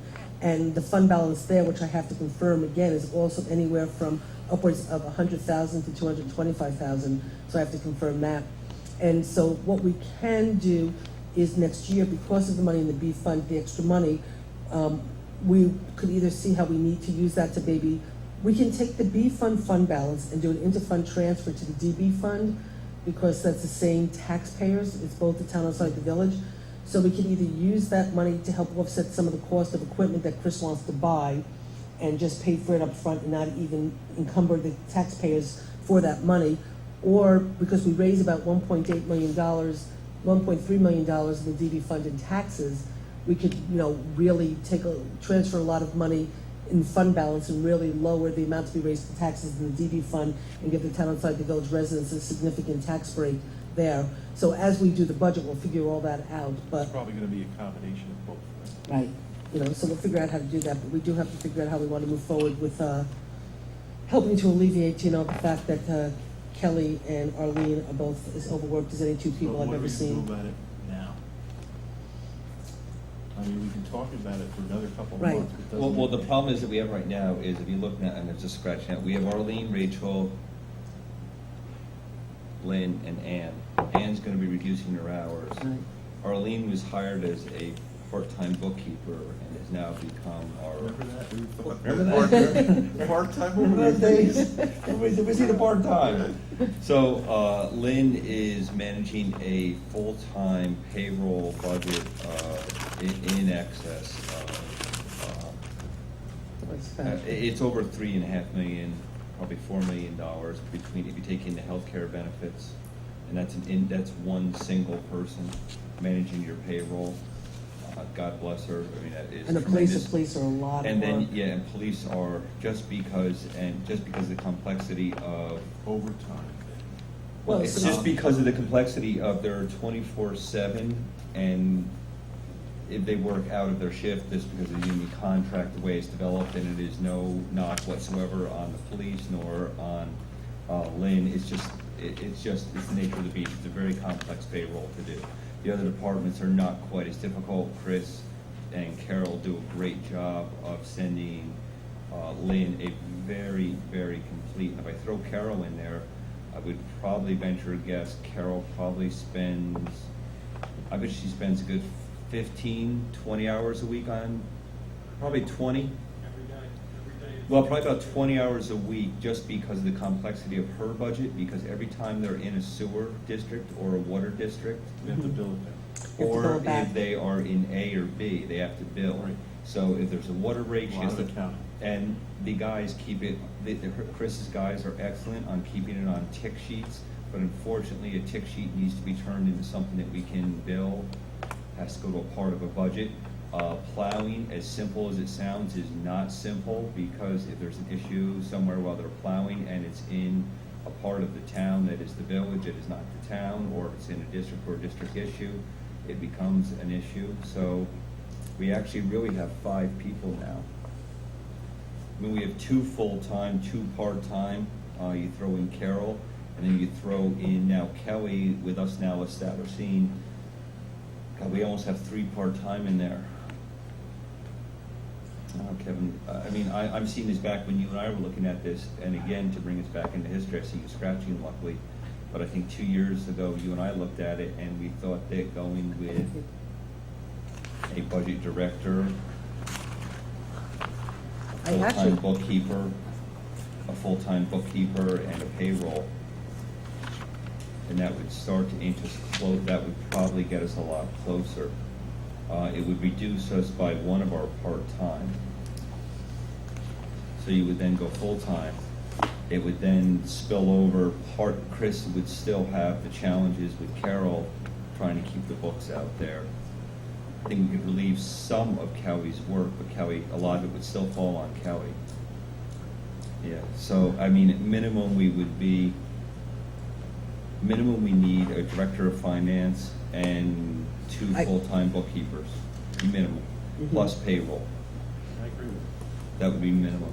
And I think that everything, our overtime would then be relieved, plus I think we would be relieved because we would also then find substantial funds out there that would then be paying for these people.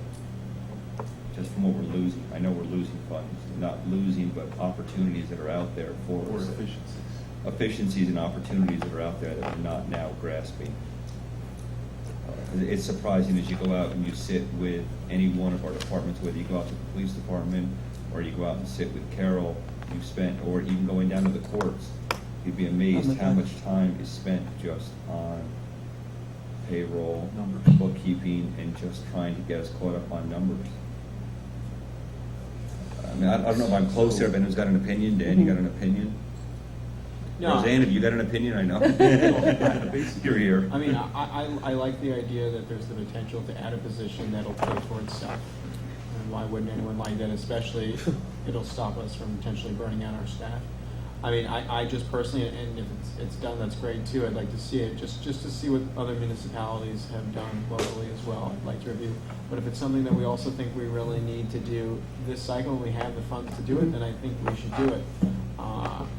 I firmly believe in the idea of having a consistent person there. It's one of the things I like about having a village form of government too. When you look at the clerk, no offense, and other roles like that are going to be there because there are jobs like that. So I like the idea. I just like to see a little more information, and then if it's what we want to do, then I think we should pull the trigger and do it. So I think you should create job titles.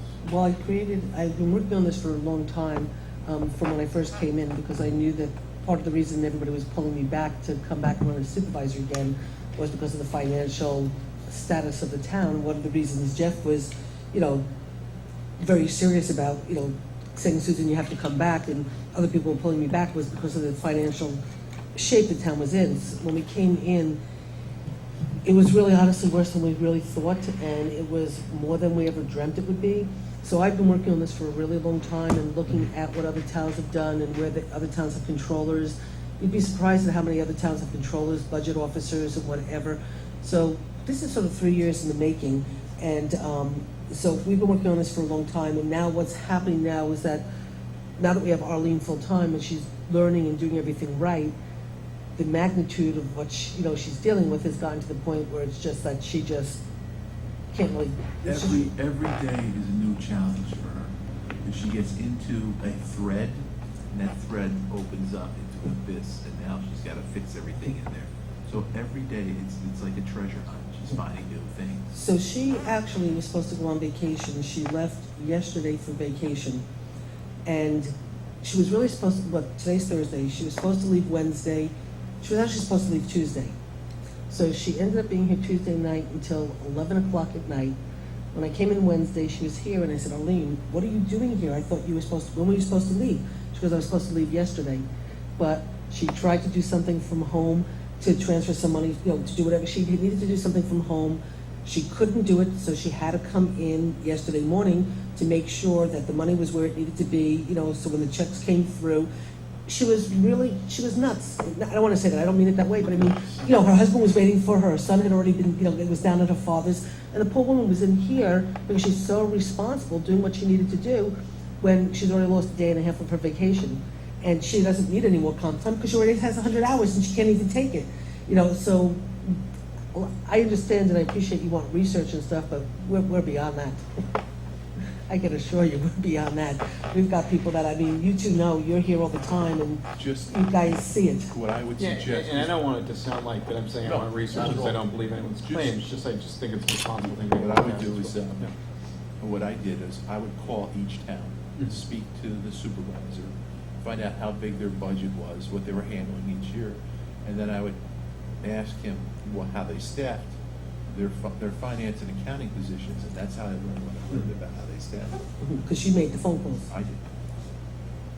Mhm. Yeah, unfortunately, we've been talking about this, unfortunately, there's another kid, we've been talking about this for couple of years now, unfortunately. I wish we weren't here still talking about it, and I think we kind of hoped we could not talk about it and it would fix itself, but the last audit has proven it's not going to fix itself well, or our current staff can manage it. I think that's unfortunately where we are now. In a discussion with Arlene, she gave me, she reminded me the other day that, Jeff, you hired me as part-time. That's how we hired her. And she goes, now here I am, and they are literally spending, every single week, she is spending an extra 15, 18 hours a week, along with all of her staff members. No, it's too much, it's too much for her, it's too much for Kelly. So how do we solve the problem? Well, I think we should create a director of finance and operation. I mean, that's after working on this for a long time and sort of looking at controllers and looking at budget officers and looking at whatever, we can, there's civil service, there's exempt, there's non-exempt. You have more flexibility with exempt, but then of course they serve at the pleasure of the board, and that's a little nerve-wracking for people and whatever, but we also can create a position and then it could eventually become a civil service position and they create a test and whatever. So where I've sort of come is a director of finance and operations seems to be a catch-all to, that deals with the financial issues, but then it deals with the operational issues. So you're getting what it's like to be in this building for any length of time. You're experiencing what we experience every day. I watch you, your eyes are getting worse and worse and worse and stuff. So, which is why we have to get out of this building. But the director of finance and operation, if we created that type of position, then that person could be in charge of all the finances, but also from an operational perspective, spend the time looking at, how do we bid out for uniforms? How do we bid out for water? Do we have the best contracts, Telephones. Telephone system, right? All that kind of stuff, copiers, whatever. So it's not just like doing the math, what? Reserve funds, right? Exactly. How to create some reserve funds for capital reserve and stuff. So by having a director of finance and operation, they're not only doing the financial stuff, but they're also looking operational about how to effectively and efficiently save money for us, which is how they'll end up paying for themselves. Well, Chris brings up a very valid point here too. It's just not protecting the taxpayers of our community from just the natural progression and rotation of supervisors, but also of our highway superintendents. And Chris being nice and saying he wants new trucks, but Chris being nice and saying he needs new trucks it protects you also from another elected position that does change every so often. And when it changes, you don't always know what equipment you're going to need or what the foresight is. Chris was fortunate to come in from Mike Nielsen, who did set up a plan for equipment replacement, and luckily Mike left all those plans.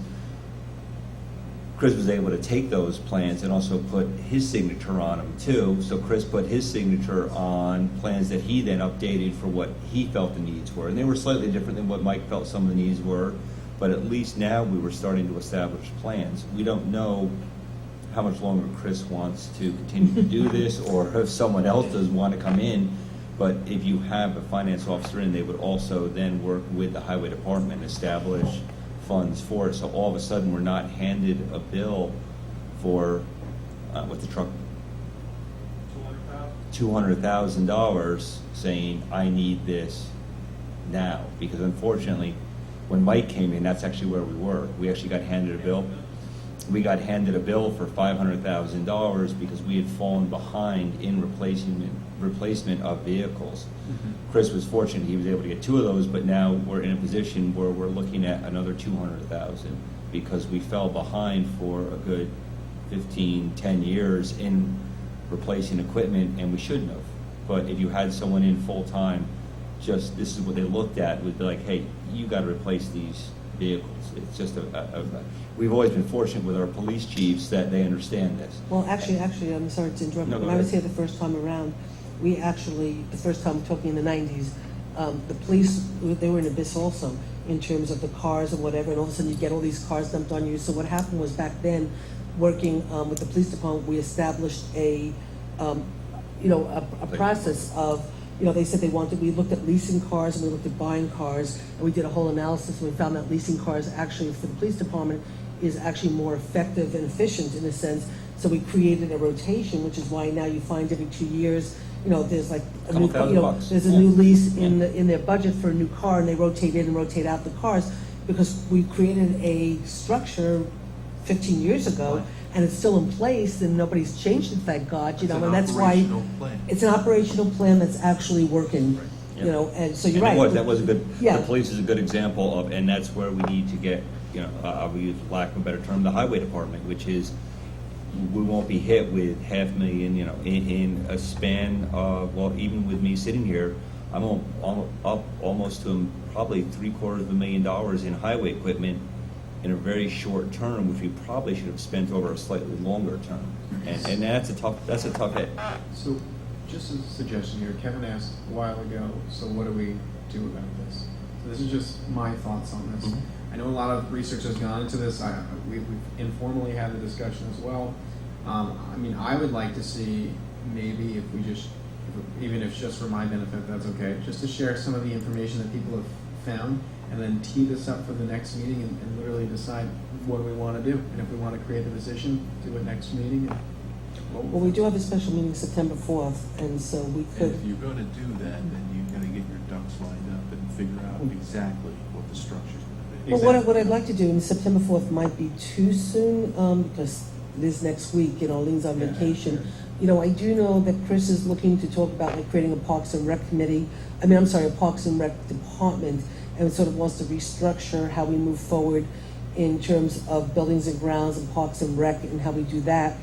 And, so I've been trying to sort of get a personal committee meeting going with Stacy, with Kelly, with Arlene, to talk, to us about this, but because of the desperation of how they were feeling, anytime anybody walked in, if I got Kevin, it was like, you gotta sit down and talk to them. Jeff, you gotta sit down and talk to them, because, it's not for me to tell everybody, I can sit here and tell you how bad things are, because I'm here every day, but I wanted the employees to basically talk to other board members who are here to sort of let them see their desperation in a sense. And so what we can do is if we have to do a special meeting sooner, we'll do a special meeting sooner. If we do it in September, we'll do it in September. The budget I have to give you the budget September 30th. Let's see how we could sort of reframe the departments, where we want to go, come up with a whole reframing, and then if we could start to hire people even sooner to help offset some of the, the work that's here right now, we can come up with a short-term and a long-term plan, and we'll try to have something. Well, we're gonna have to put it into the budget anyway, because I have to put it into the budget, so. All right, so does that sound like a plan then? Chuck, yep, yeah. Great. Yeah. But anyway, in terms of, we should pat ourselves all on the back for the remarkable job that we have done managing the 2013 town budget, saving the money that we saved, increasing the fund balance that we did, and it shows that we're really all really watching, we're really on top of things. Nothing is slipping through the cracks. The department heads have been really wonderful in terms of really honoring the fact that they're being micromanaged when it comes to the finances, but they're terrific, and I think that this board all should, I'd like to compliment you all and say thank you for the great job we've done managing the budget for 2013. That's a first. I don't think anybody's ever thanked us. You thank me too. Thank you. You're welcome. Okay, Thank so, you. moving right along. Okay, so we have two letters of credit to release. Again, we're also closing up projects that have been around forever and ever and ever. So Woodland Pond, we had a letter of credit that we're being asked to release. All the work has been done. Joe Moriello, Chris Marks, and Dave Clauser have signed off on it. So I just need a motion to release the letter of credit for Woodland Pond. So moved. Do I have a second? Second. Any discussion? Any discussion? All in favor? Aye. Okay, motion so carried. Then Hickory Ridge, the bond release, that also has been something that's been around for a very long time. And so, according to Chris, according to Dave, all the work has been done. You feel very confident that everything's been taken care of. And so I'd also like a motion to release the Hickory Ridge bond. Do I have a motion? So moved. Do I have a second? Second. All in favor? Aye. Motion so carried. The developers, thank you. These again, long-standing stuff that have been around for a long time that we're closing up on. Youth contract. Okay, so the youth contract, we got a youth contract and for the Ulster County Summer Youth Thing for 2014. And I had Kevin look at it, because he happened to be in the office when we got it, and he had some concerns and some questions. He then spoke with the Youth Bureau about it, and then we got a new contract, and this one's the new one, right? That's correct. Okay, so, Kevin, would you like to move it? Yes, so moved. And I'll second it. Any discussion? All in favor? Aye. Okay, motion so carried. Okay, so Authorizing the that's, supervisor to sign it. okay, so, okay, that's that. While we're doing that, actually, before you move on, I apologize, but I would like to ask, if possible, if I may add a resolution for an escrow account for Whispering Woods. Yeah, I was about to say when you were going to set up an escrow account to that, I was like, huh? Second. Okay, I'd like Okay, to so we're add- adding to the agenda, a little late, but we're adding I it. apologize, it's my fault, for a escrow account for Whispering Woods. And the clerk actually asked just for a quick clarification, actually, on the last night, quick clarification there. And what was the second one? When you amended the agenda, you said release of bonds for birches. That's Hickory Ridge. It's The known by- Birches is Hickory Ridge. It's known as Right. Hickory Ridge / Birches. Birch is also known as Hickory. Hickory Ridge. Okay, Birch is I'm also sorry. known as Hickory, The okay, application's been around for for a long a time. long time. For a very long time. All in favor of Okay. adding to the agenda Whispering Woods? Aye. So So what you I'd wanna like do to that? do is, for the applicant. Now, what project is this? This is a Whispering Woods, she just What said, is it? it is a building project in New Paltz. It should take about 3 meetings. It's just a small house and a few, separating a lot and a couple houses. It will be Mhm. very small. Where is this located? In town of New Paltz. Whispering. Okay. So what they have requested, it should only take about 2 more, their first application was just at the last planning board meeting. So we are now getting very much on top of these. So their next paid conceptual will be at the next meeting. So the town board, Whispering Woods, should provide initial deposit into escrow account in the amount of $2,000, which has been determined by the planning board and the town board of New Paltz, with a minimum amount of 1/2 the initial amount, which is $1,000. Second. All in favor? Aye. Motion's so carried. See, you're so good, I can leave and go away There and you then come back, no, I can't because I have the budget. Then I You got can the leave and budget, go by away. law, you have to do the budget. You- Right, I have to do You can go budget. to Florida for 9 months. and you got After about the 3 months budget, we need right. you, yeah. I hear next winter's supposed to be really bad again. Want to do Laura? So we'll do, Wanna do Laura? okay, so Laura, basically, actually, when Laura and I were on the county legislature all those years ago, serving together, we established at the county legislature a climate smart committee. And in the climate smart, so I guess the legislature is finally establishing the committee, finally. Imagine 4 years later. 4 years later, they finally established the Climate Smart Committee, and they're actually finally getting to work on it. And so Laura was asked to serve on it. Who asked you to serve? I just got a Go ahead. letter from. Well, come up to the table. Okay. I had it with me, I don't know where. I forget what you said. Oh, here. I got a letter from the Ulster County Legislative Office signed by John Parity, and basically it had said unless I decline, I was assigned to the Climate Action Committee, and I said, fine.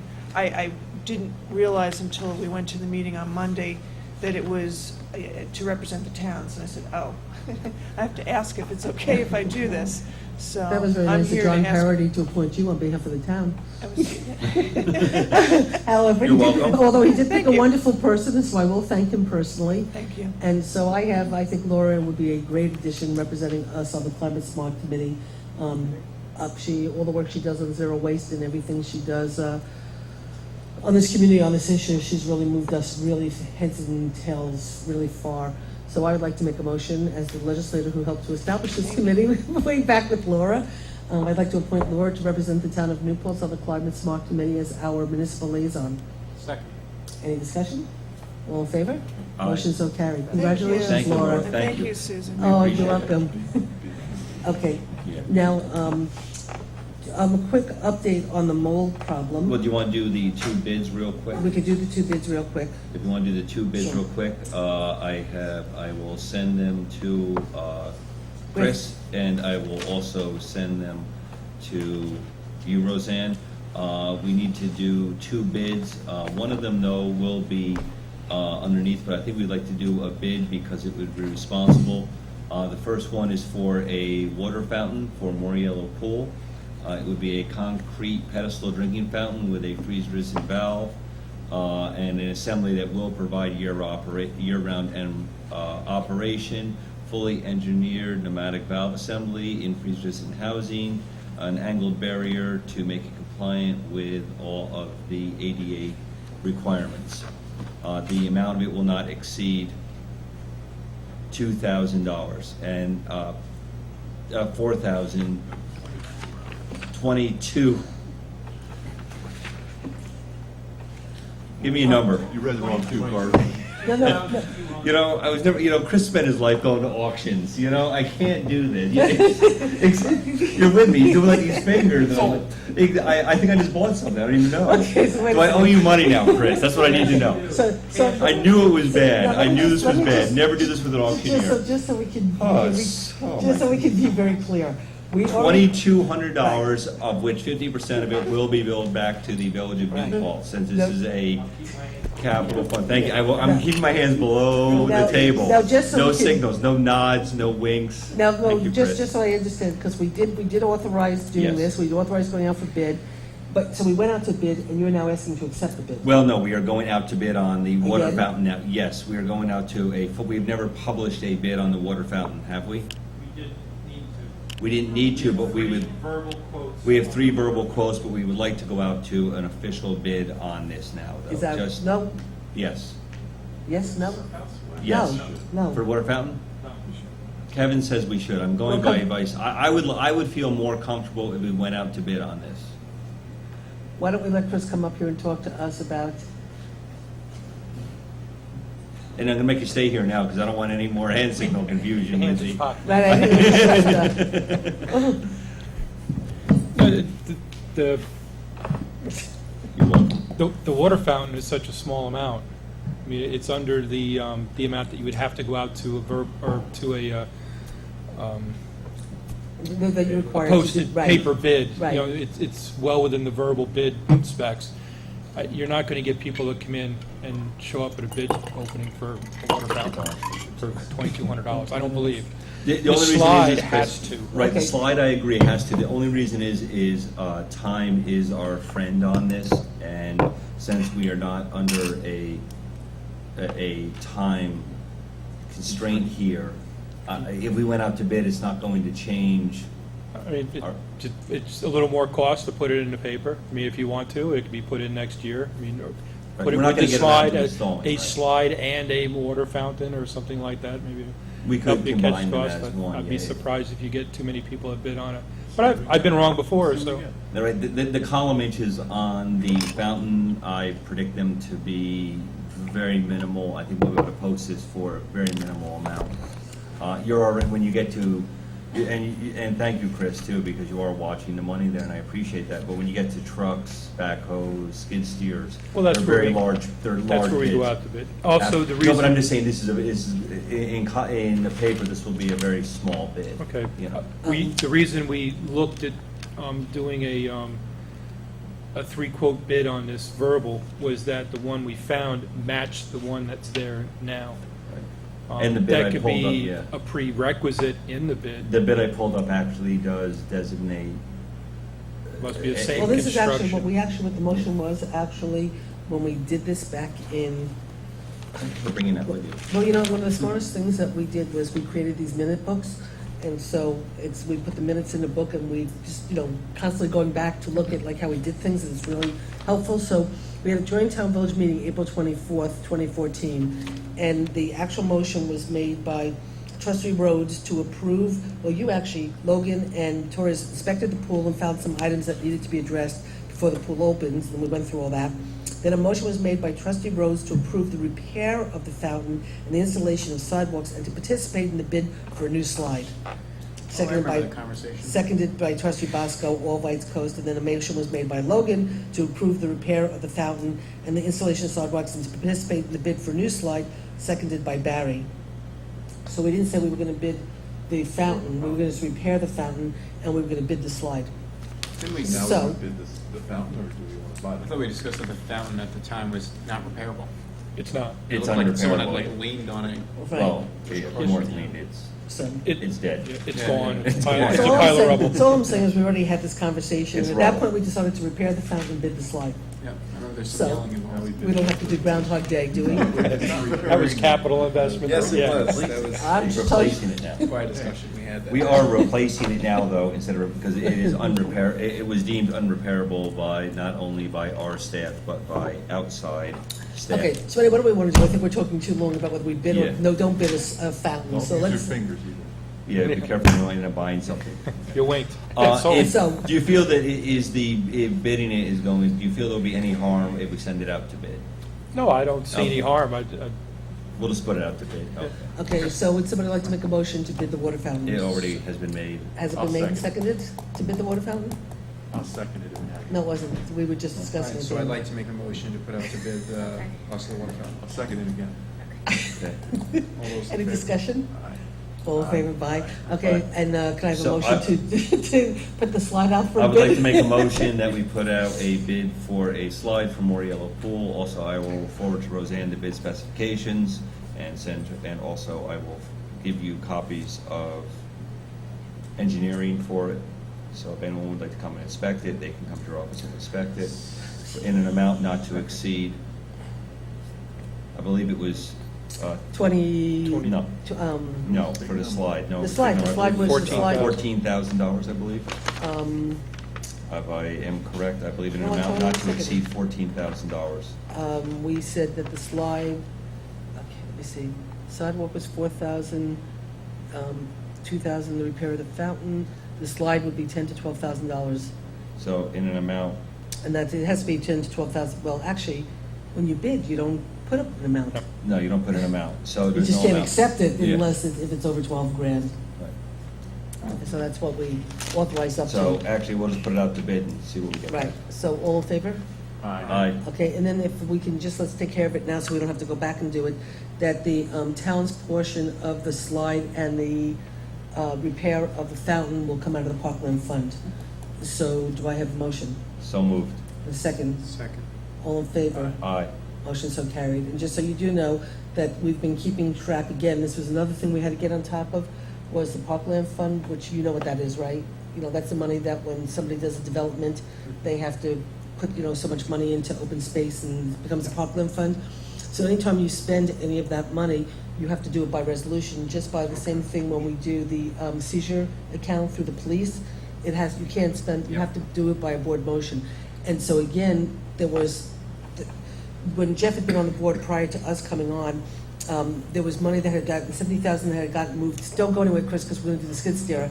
70,000 had gotten moved into the Parkland Fund for stuff out at the Field of Dreams and possibly Moriello Pool. Moriello So there was this money that got moved, it never got spent, it was in all these different things, and we were trying to track it back so we could understand how much money we had in the Parkland Fund. We could not find this for the life of us. Believe it or not, because I was moving, and I was packing stuff up, and because I have all these newspapers at Magical, I happened to find a newspaper that I looked at, New Post Times, I looked at, the top article was about this whole debate about moving $70,000 worth of Parkland funds that Jeff voted no against. I was able to come in and to say to Arlene, this is how pathetic it is, Arlene, here's the date, this is when you can go back and look at the motion and find out where the money is. And so that was how we were able to find and start backtracking the Parkland Fund, was because I found it old New Post Times when I was moving.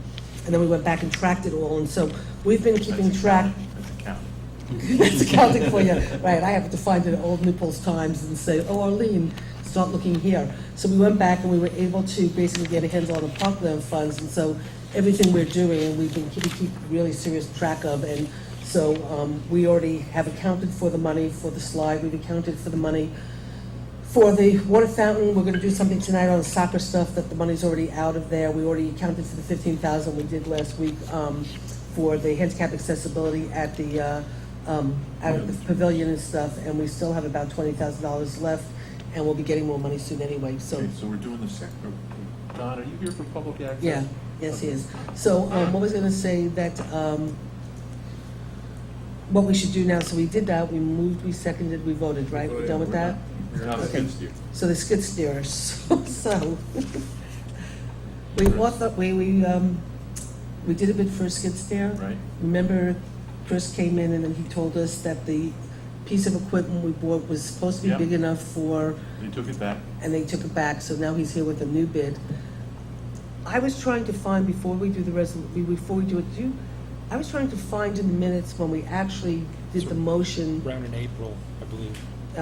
to try to find when we did the motion to buy the skid steer the first time, because what I wanted to do was build into the motion we do to authorize this, that we're rescinding the last one, and then we're reauthorizing it, so there's no confusion. But I wasn't able to, I didn't think it was that long ago, to be honest with you. we don't think, what, there wasn't. I'm thinking it's July. I know we don't have to put it into the motion, I just feel it's better.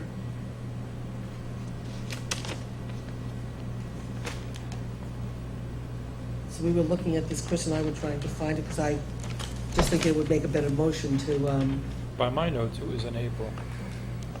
I didn't think it was that long ago either. Time flies when you're having fun.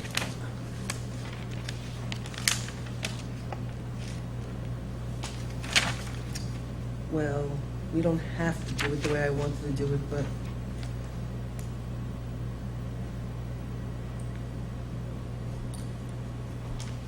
I know you guys When did did it. you take delivery of the other piece of equipment?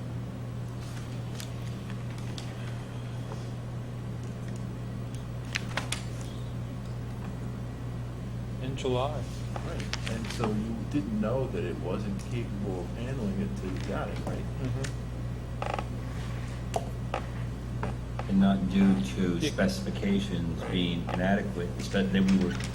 The equipment that was provided was to meet specifications directed, and although the published specification said it would, the actual field Yeah, test, on paper, it would in work. paper, the engineering in paper proved adequate, but the actual field operation, which was agreed upon by the vendor, that it was not the correct equipment. And we would have demoed one if there was one in the country at that point, but there wasn't. Waiting to do modifications. So I don't, June, let's just look real quick. What are you up to, Susan? I am now up to June. Go to July. Because we didn't do that probably till July.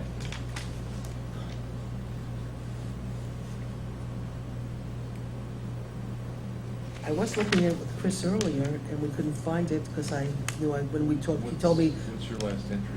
so the last one I have in here is July 17th. Is that the last, no, we That's, did it. another. No, that's just the last minutes that are in my minutes I book, just so. checked July 24th and it's not in there either. I know, it's really weird. Let's see. Do we need that, Dave? No, we don't, I mean, in essence, we don't, Could we pass it with passing the, place the data?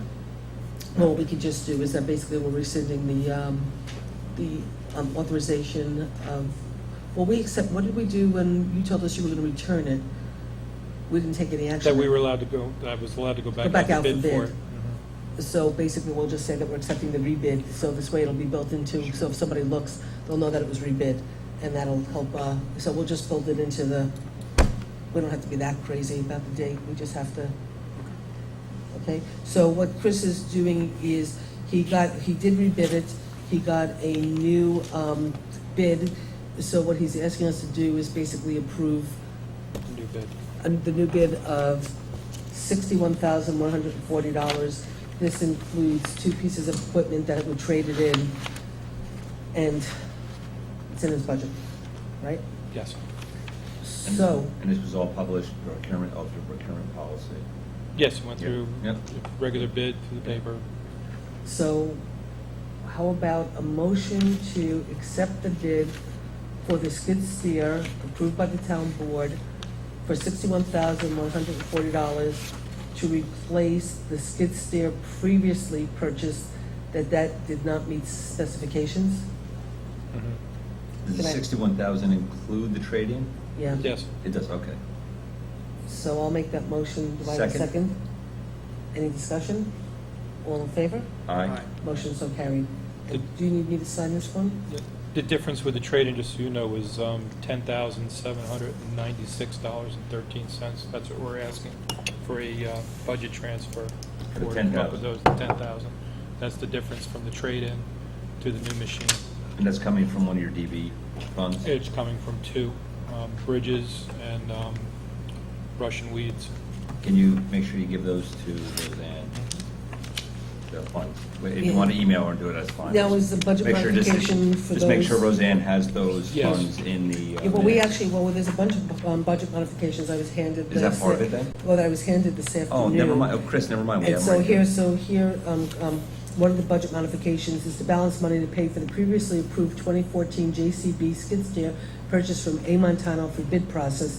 So we're being asked to increase DBB DBB. 5110.2, which is general repairs and equipment, which was $10,796.13, to increase that line and to Decrease, Decrease DAA. Decrease DAA 5120.4, which is bridges contractual, by 8,000, and to decrease DBB 5140.4, which is miscellaneous brush and weeds, by $2,796.13.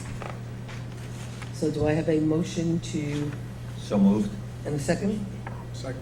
All in favor? Aye. Motion so carried. Do you, I have this here, Rosanna, I can give this to you and keep this, right? Or do I need this for? I think that I'll make a one copy of them's just got to in be case. signed.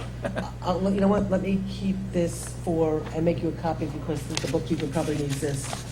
And I need to sign this right here, right? Here, and then the bookkeeper will sign it.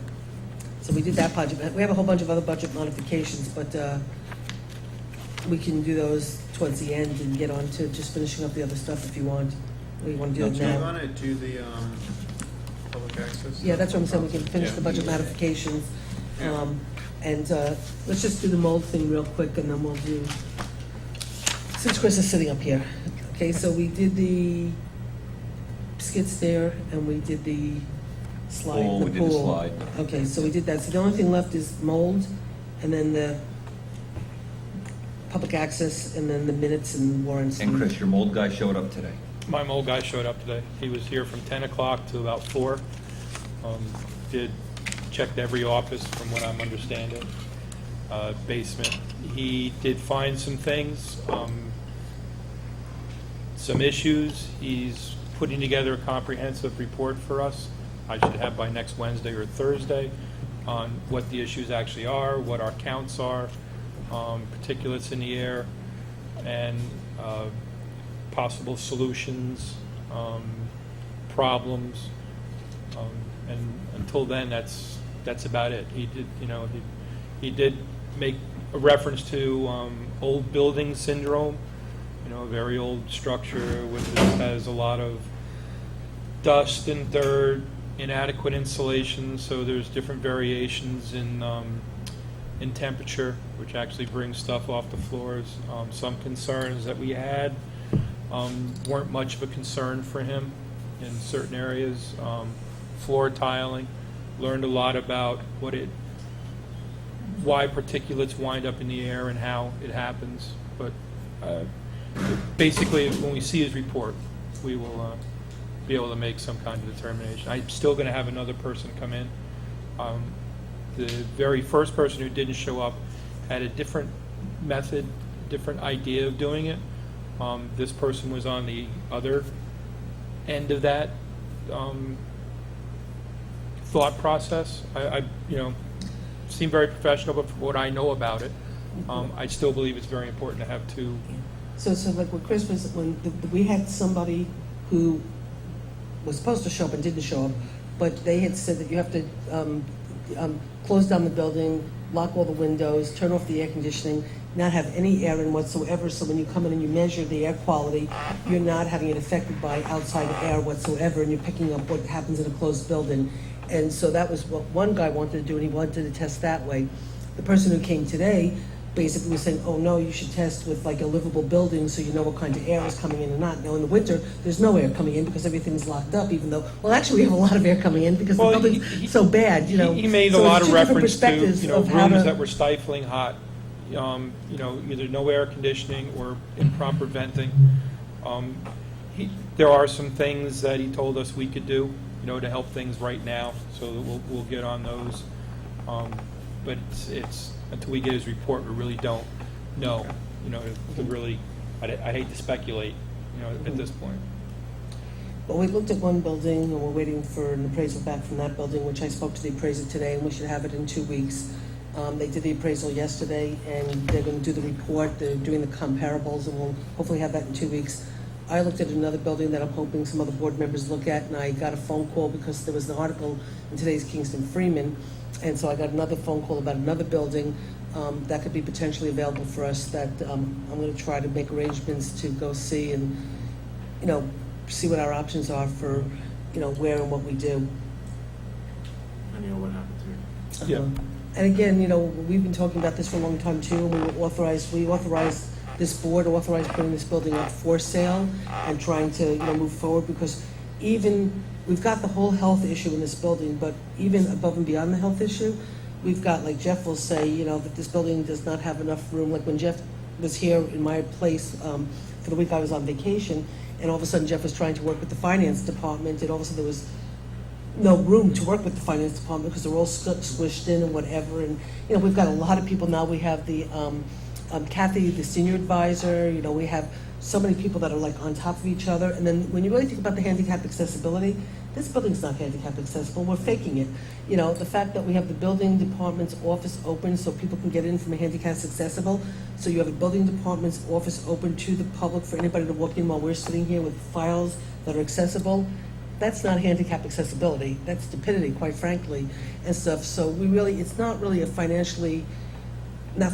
it's not a building that maximizes government efficiency, that's for sure. It's weak on the on handicap accessibility. It's an unhealthy building, and we have the Justice Court that's falling apart in of itself. So we have real issues that we need to address. And a you big can keep thought, talking about it again and not do anything, or you do something and you just get something Our done. fuel costs have doubled. I've had to put amazing amounts of money in the budget, my buildings and grounds budget for this year, because I way under did it from the year before. We just leak heat. $18,000 worth of fuel oil in the heating season. This is what we're predicted to use. It's supposed to be an earlier winter this year.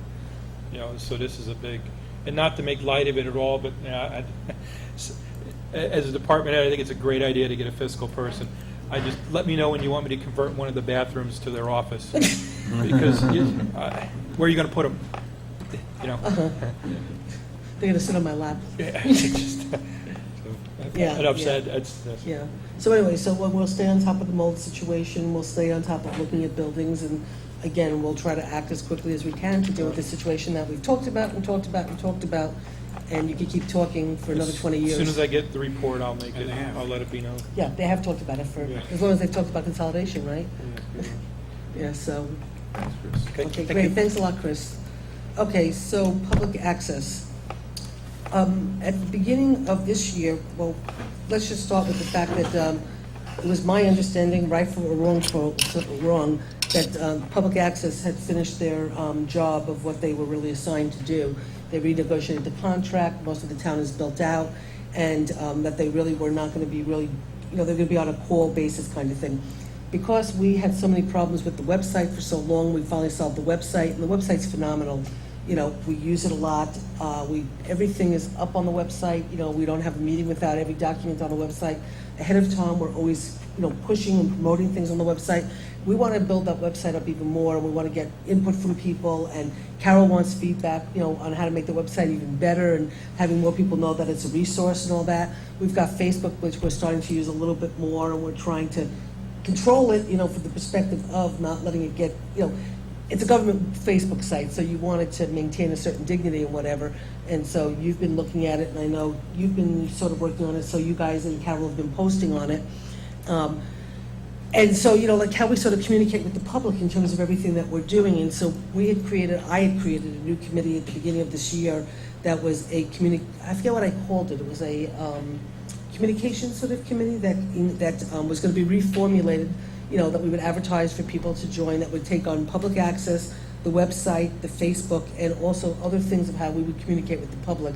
And I actually appointed you in charge of it, Dan, if you remember correctly. I thought I was the liaison to it, but that's okay. Well, you technically were the liaison to it, but sure. yes, you were the liaison, you were the liaison to it, whatever. And so we haven't really gotten a new committee established and formed and whatever. I still believe that's what we should do, and I still think it's the right way to go. In terms of, I guess, I was not there last night, so I, only heard what was said. I forgot there was some phrase about a lot of things falling through the cracks, and what was the other terms that we used?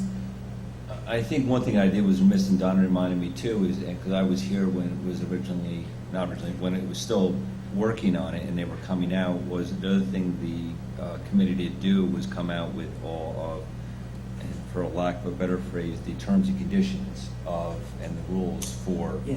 what could be broadcast and what could not. That was Which is done also last very year. important too, and I know Kitty worked very, very hard on that too with it, and it took a couple of years, Don, I think, for that to become accomplished. I mean, it was quite a while before. It wasn't years, but they worked on it. It was quite a while, and I know Kitty worked very, very Yeah. hard on that, so that was also a very key Mhm. piece of what would be put on and what would Uh-huh. not be put on. Mhm. So I think the concern of, I think using a comparison of by trying to, and Don, you comparing by saying that, in China and Russia, they have state-owned media, it is an interesting comparison because, we are a democracy here, and last time I checked, neither China nor Russia are a democracy, nor practice anything at all that resembles open government.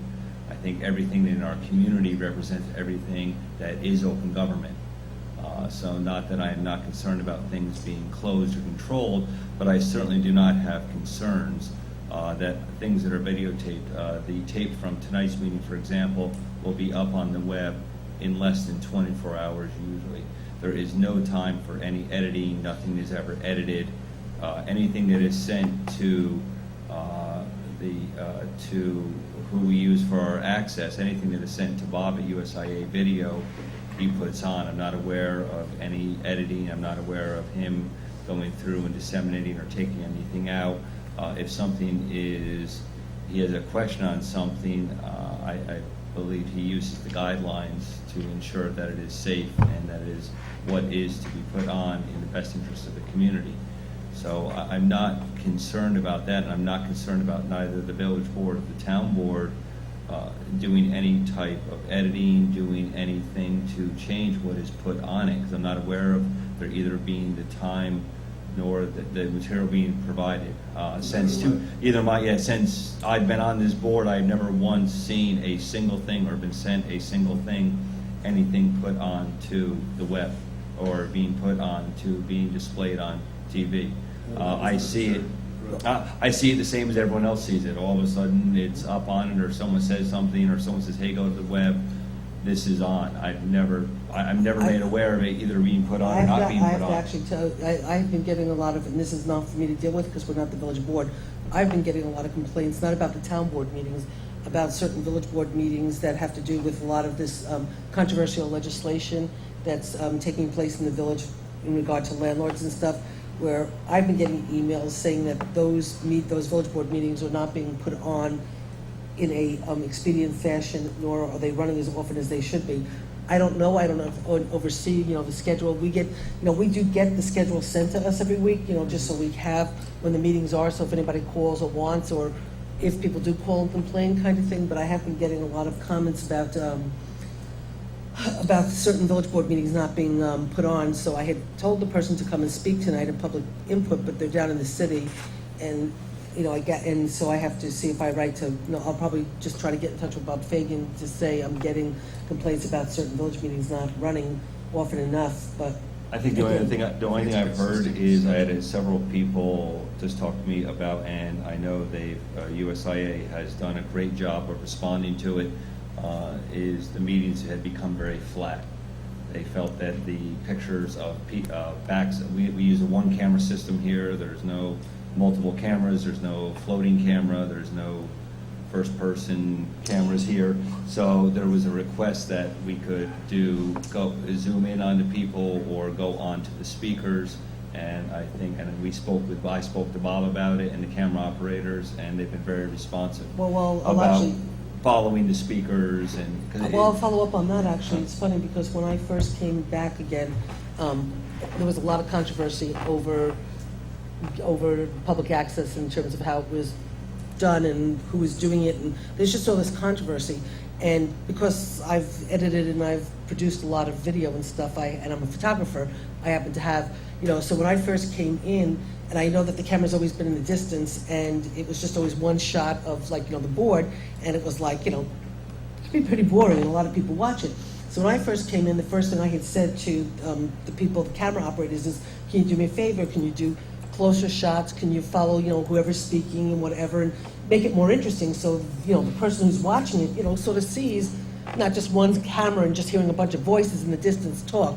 And to me, it's boring TV. So I had actually asked them to try to make it a little bit more vibrant, because that's what I thought. And I actually had a lot of people stopping me and saying, oh my God, things are so much better, so much better. Then what happened was, at a certain point, I went back to just a one camera shot, and I used to sit here and I used to watch the monitor, and I would get up and jump up, I don't know if you remember, and I'd jump up during the meeting and go, can you move and catch that person talking? Or like even tonight, when I went over and I said to him, instead of keeping the camera the whole time on the board when Bill Weinstein was talking, that at a certain point pan over to Bill while Bill's talking, and then go back to there, so at least the people home can hear and see who's talking, kind of thing. So I did do that tonight, as a way to, to do that. The funny thing is, when I had a conversation with Bob Fagan not too long ago about, trying to make it more vibrant, and at the same time, Jeff had written an email at the same time, again, sort of saying, could you do this, could you do that, could you do that? We never had the conversation together. So Bob had said that the former supervisor had wanted a steady shot. She didn't want a close-up. She wanted a steady shot, don't move the camera. And I understand, I think the village board wants a steady shot. They don't want to move the camera. Well, people have different opinions. I like more active TV. Other people might like more stagnant TV. But I don't think it's being done for any political reason whatsoever to frame on you, Kevin, for the whole entire meeting, because we think you're the best looking person, and stuff. So I think it's just a matter of how we sort of like to make our stuff happen. I do know that a comment was made last night, and I have to say, I know, and it was said tonight, where you said that having the elected officials be in charge of public access and stuff could lead to control, can lead to unfairness, can lead to... Conflict of interest. Okay, well, conflict, okay. I don't want to create any problems. I'm not looking to fight with anybody. I just want to say that, there was a public access committee that was in place and operational, and every person on that public access committee pretty much was working on one of the candidates. The candidate running for supervisor was on the committee, and everybody on the committee was supporting that person. I never once said a thing. I never once made a complaint. Nobody ever heard me say, we have a public access committee that's completely against me, and I could have been completely paranoid, but I never said a word. I never said anything, never tried to influence anything in any way whatsoever. So whether, so there could be control, whether it's volunteers, there could be control, whether it's elected officials. The point is, you have policy in place that was adopted by both the village and the town, policy in place of how public access is run and monitored when it comes to the programming that's put on public access. And so therefore, whether you have volunteers that hate everybody who's on the board, or you have elected officials who might want to control, you have policy in place that does not allow boundaries to be overstepped. So I don't necessarily know if I think there should be concern, because if you have boundaries, then nobody should be breaking those boundaries. So, I sort of, and actually where we are right now, we just have one person on public access, and so one could really say one person's controlling the public access waves of the community, and so there could be concern about the control of one person controlling public access. So it's not a good situation right now, and it's something that does have to be addressed, and something that has to be talked about it. How we want to address it, how we want to move forward, I don't know. I'm not married to anything. I just know from my perspective, I believe, and just to address really quickly in terms of certain things like the equipment and the extra channel, I know that we're due equipment, and part of my thought had been, we were waiting to see, hopefully, if we could get into a new building, and I even talked to Bob Fagan about that. If we got into a new building, how do we make that building, when we move, absolutely, like when we developed the building, we actually developed the building with. Studios. With studio, like in other words, like Bob said to me, he'd like better lighting here. We talked about the fact that if we set the table up there, could we have a better shot? Could we also move that equipment over to there so you have better access of the sound equipment? So Bob and I talked, and you walked in, Jeff, while Bob and I were talking about moving the sound equipment over there, resetting up the room in a certain way so we can get better shots. He talked about the lighting. We're always talking about the sound. So I said to him, if we move into a new building, that we should take into account how do we set up the meeting space in a way that maximizes the ability for public access to be heard, seen, and more user-friendly to the public kind of thing. So, I know that there's potentially new equipment. How we move forward, I figured, A, we'd see where we're going with the building, and then B, when we have next year's budget, we'd figure this all out. So it wasn't something that was forgotten in essence. The second channel I wasn't on top of. I have to say that I really was not on top of the fact that we need that second channel, but I know it's being worked on. They But, were that goes back to Dunn. We were promised a second channel. And I think the college, qualified for it, we should have it. Yeah, Yeah. quite a And I while think- ago. And it was thought that we could use it for everything from university to other pieces that it could. But in all truth be told, I mean, and we can have a conversation about the second channel, and we are owed it, but I don't even think we maximize the first channel to the level that we should be maximizing the first channel. We don't even have as much programming on the first channel as we should. I mean, Channel 23 should be filled with programming, and it's not necessarily filled with programming. Do we But- currently have a public access committee? I think you brought No. that up. No. No, it's just basically done at this point. Okay. Is there a reason why we don't have did we, I think There you had was a said that we committee. didn't adopt a committee at the reorg meeting, which I frankly just don't remember, because that would. Now, what happened was, and correct, what happened was, from my recollection, and there could have been a misunderstanding. Don had actually come to one of the town board meetings and actually said that the Public Access Committee had pretty much done a lot of their charge and had accomplished a lot of their work, and so that they would be on an on-call basis. They weren't going to have consistent meetings every month. I actually had remembered it as that I had thought that they were basically dissolving.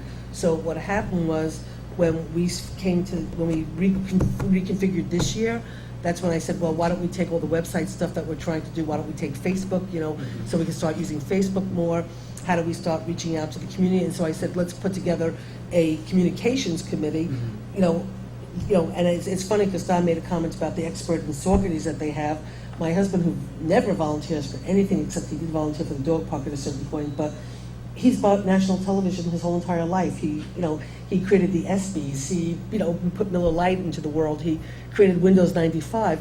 And so, this is what he does for a living. He's a programmer. He actually had said he'd be willing to volunteer to be on public access. Then we talked about whether it would be a conflict of interest for him to be on it or not. And I think I even talked to George Lithgow or Joe Moriello. Could he be on this kind of thing? So, there are people who are experts in the community who, we just met with somebody tonight for the NCB. He basically said his whole background is marketing and communication. So there are people out there that have expertise in this area that if we could reconfigure the committee, we could get people on it that are willing to work on this. So we did establish a new committee. I made you the liaison, but we actually never went out and actually configured the committee. And we've been so busy with so much And work, I we've do never think that done anything there on was it. I did create a social media policy. I don't actually remember. You never brought it to us, we haven't adopted it. We just didn't adopt it. Okay. See how And there is things- see how things fall through the crack? there is a 25, 30-page document that controls everything that goes to NPPTV. And that clearly spells out everything that can be on. So it doesn't even go to the town board. That stuff all goes to Channel 23. So at this point, So the other words, Yeah. so the regulation and everything that is involved with public access TV has already been spelled out very clearly in an access document. So the document is what Bob Fagan controls it by. So if you want to submit something, if you want to bring a DVD to him, if you want to submit something online to him, he would then take it and he can refer to a document that states what has to be done. Up to and including that anything in this is responsibility of those submitting it, and there's even guidelines in there if it's deemed inappropriate, and they even deem what can be inappropriate that can only be shown during certain times. So it is at a point now where it's a budget, it's a pretty substantial budget line for both the village and the town, and the guidelines have been written and dictated So the next piece is now is where do we take it? And Yeah. to Susan's point, which is that the next way to take it is something that should continue to grow. And the town could also assist that growth by, if we go into another building, how can we then get a studio available? You know, can we get SUNY New Paltz more involved with their media programs? There was discussion of getting the high school more involved too. You know, would they want to then start maybe filming school board meetings? Would they actually want to take responsibility for that, producing programs? So just to circle back here, just to make sure we covered everything, we've talked about the second channel, which apparently we're owed, and I guess we can follow up on just to make sure about that. There's an equipment need that we had, I don't remember the exact total amount of money that we were owed. Am I correct in saying this? No, we have it. We do have that. Okay. In regards to the other communications committee, I have a policy written up. If we want to bring it up at a soon future meeting, we could certainly do that. What else from this discussion? are Well, we have to figure out, I mean, right now, there's a situation where we don't really have an active committee, and for the purposes of right now, I don't believe that there is anybody representing the town for public access other than you being a liaison to a committee that doesn't exist. But for the moment, Don Kerr is acting as the, Randall Leverett was the representative appointed by the town. He's also available, still willing to serve. well, he just hasn't, I mean, regardless, it doesn't matter. There's no committee for him to serve on. No, you had a committee, okay? I thought the committee, you said that the committee was, no longer gonna serve, okay? And then you said and so then I said we should create this new committee. Then I was told at actually a joint town village board meeting that I had no authority to do that, which is not the truth or anything. So right now, technically, for all intents and purposes, there is no committee, other than the fact that right now, Don Kerr is considered, at least in Bob Fagan's mind, as the public access person. So any communication that happens with Bob Fagan, Don Kerr is carboned on. So therefore, there is one person right now that basically outside of board members is really basically the public access person. So we either reconfigure a new committee, we either repopulate the existing committee as a joint town village committee and have a goal and a purpose and and what's their purpose and what's their role, or we create our, I did create a committee for the town that we just never populated. So it's really where do, what would be the purpose as of the Public Access Committee as it was convened in the first place, because a lot of the work is already done. I mean, they were working on the contract, they did a great job on the contract, they stayed on top of the contract, but that's done, that's in place. The policy is done, that's in place. So the question is sort of what would be the purpose of the committee and what would be their charge? And then how do we also then meet the needs that we have that are greater than just public access, which is Facebook, which is the website, which is communicating with the committee. I mean, the school district, they send out newsletters every quarter to every quarter you send out, they send out. You're newsletters? legally required to send out one per year. Okay, but they sent out more, but I mean, we don't communicate with the public at all, basically. I mean, I guess Dan, Susan's got a very valid point, and maybe Kevin has something to say on it too, but I'm also, I sat here in the earlier time with, Kitty when she was very active in it, and we sat here discussing very heavily what could be allowed on the NPP TV, and that's when this large document that was both adopted by the town board, and we can go back and look in the minutes, but it was adopted by the town board and the village board. So we've already established what can go onto it. Do we now want another body? Do we want to see a body that could potentially decide something different than what's already been established? That I would be weary of, because we've established already the guidelines of this is what it is. It is a living document, or it is a living document, and it also is not, and I will ask Kevin for his opinion on that, is you don't want it to constantly be changing, to be a moving target. I want to know of a member of this community, I can go out and do a program and I can submit it and it won't be questioned. It won't be edited, there'll be nothing on it. I don't want to know it can be submitted and there happens to be a committee that is seated that decides maybe this shouldn't be submitted and I'm not going to forward this. Right now, you and I can take a DVD that we produce, send it to Bob Fagan, he will then put it on. He has a set of guidelines, including what is obscene to a reasonable person. It has, I believe, I'd have to have Kevin read it, but I believe it's the same definition used in the Supreme Court decisions of obscenity. So beyond that, I don't really think we should have it. Now, if we think we should have a access committee in there, though, to start studying, I'd be very interested to have an access committee in there, though, to start studying, setting up, and establishing that we take over the responsibility of filming and producing and putting on programs. That's a different discussion. And I'm that, just that could be a confused. different committee even.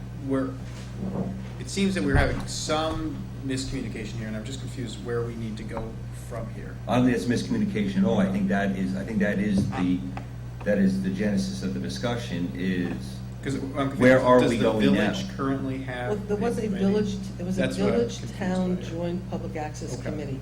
So then did Okay. the village re-up the committee and then we did not? There is no, the village has done nothing.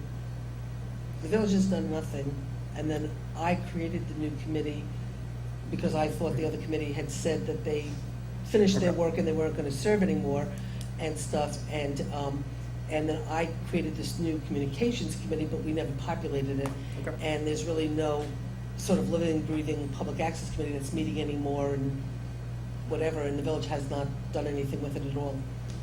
And so, Can I interject a point of information? Sure. Sure. Yeah, interest in the topic.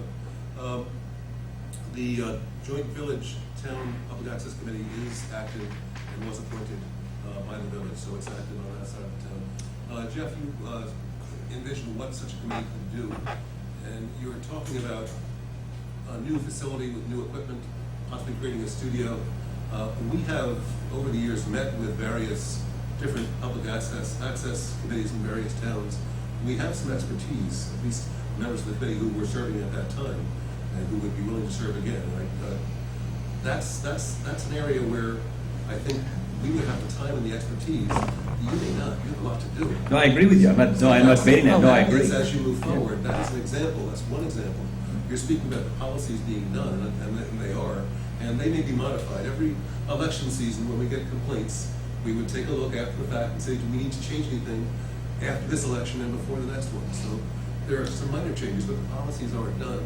Can But you- I think as you move forward into a new reality, that would be the role of the committee to help figure out, well, what would this studio have to have? What capacity would you need to have?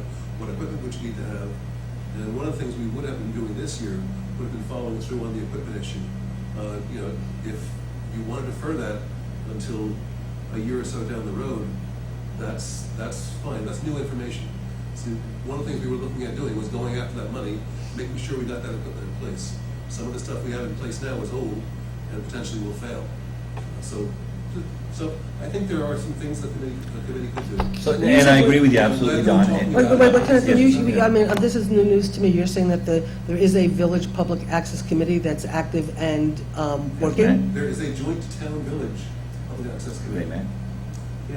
No, I know there was a joint town village access committee, they and I met, know, though? and the committee was, Remains in place. Have they met, though? Have you guys ever had a meeting? We haven't met since how can a joint town-village committee meet when half of the municipality doesn't authorize them? We're not authorizing. Well, them. then, okay. I thought you appeared in front of us, Don, and said did. that you were essentially, your charge was complete No. and that you were in an inactive status. That's what I thought. it's in the, Don I did came. not say our charge was. I don't mean to speak at your meeting. You were at the table. I'll be quiet. No, You it's not. speak. It's in the, I mean, you came to the meeting, you sat in front of us, you basically said that your charge was pretty much complete and that you were gonna go to ad hoc and you would meet as needed. Well, that's different than being complete and saying we weren't active and weren't Well- going to be around anymore. And I think I said we were having a hard time recruiting new members because there weren't that many active issues to discuss on a monthly meeting basis. So we would not be meeting on a monthly basis, but would be meeting as events or issues required. And, that remains the situation. And I think that, well, but I think that is accurate though too. And, I don't want to leave anyone with the impression that things need to be updated constantly.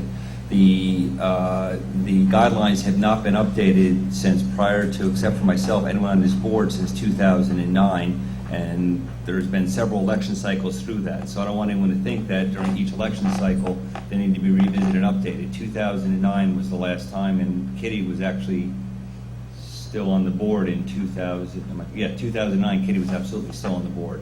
So, and she was reporting to it, and there's been no updates since then, and I've not heard of anyone needing to update it since 2009.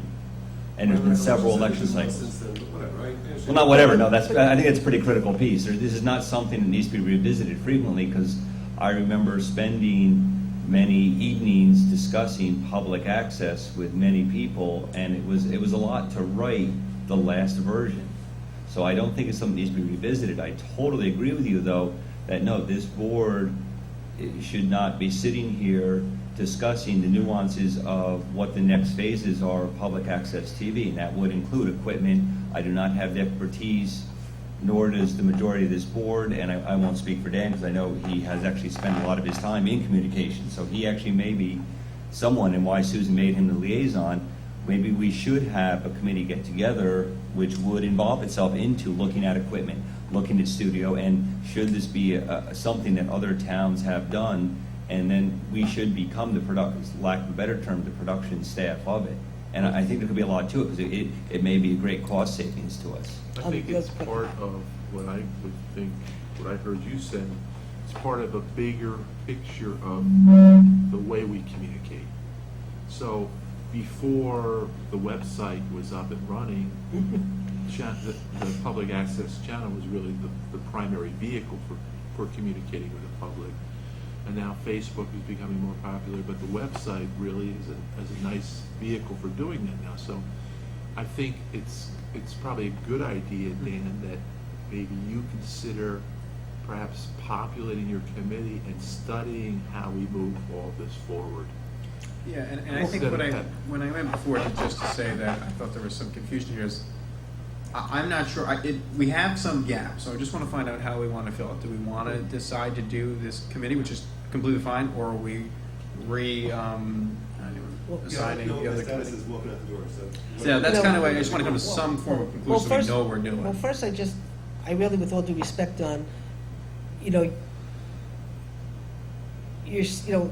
you made an accusation that, from what I understand, okay, that from last night or whatever, that things fell through the crack. There's all this new equipment, nobody was on top of buying this new equipment, and we had the money and the whatever.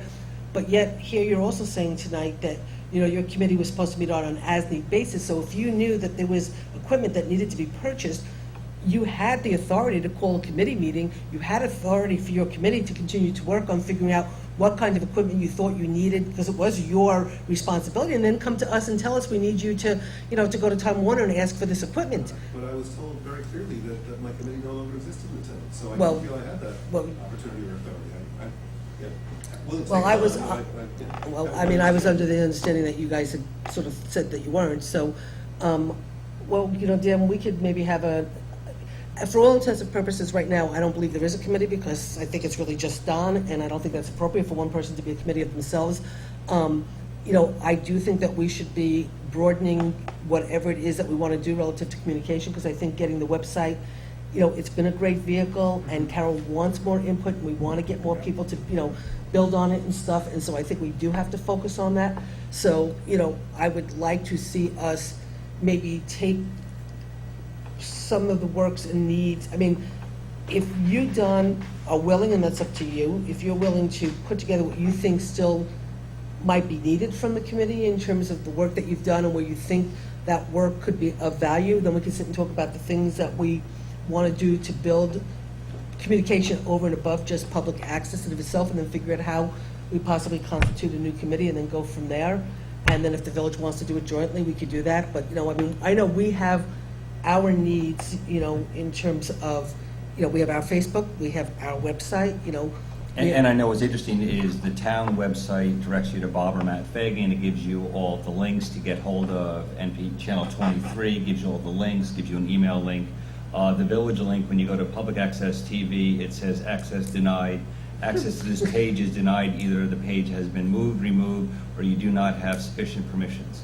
So I think the town is stuck up to its side, which is we give you all access in which to get hold of it. It's contact within the comments or questions, Bob or Matt Fagan. It gives you an email, gives you a Facebook. It gives you the YouTube videos on where to go. It gives you the mission statement. In fact, it gives you a lot of mission statements, and yet the village tells you that it doesn't exist. So I think we've done everything to show you that the town is still living everything to give you access to our TV. And I think the village has summed up their definition of it by the words, access denied. So you're thinking of the village webmaster. No, I will not take it out with the village webmaster at all. No, I'll take it up with the village of New Paltz because they are the ones that maintain the page. So if you're going to take the good with the bad, we maintain our page. And I think we take it very seriously. And when we maintain our page for the town of New Paltz, we tell you to contact us with any comments or questions, and we give you a page full of ways to not only contact us, we also give you the YouTube videos and we give you the mission statement. Whereas the village, which still is very much according to you in support of it, tells you that it's access denied and doesn't even exist. So no, I will not take it up with the webmaster. I will take it up with the people that own the page.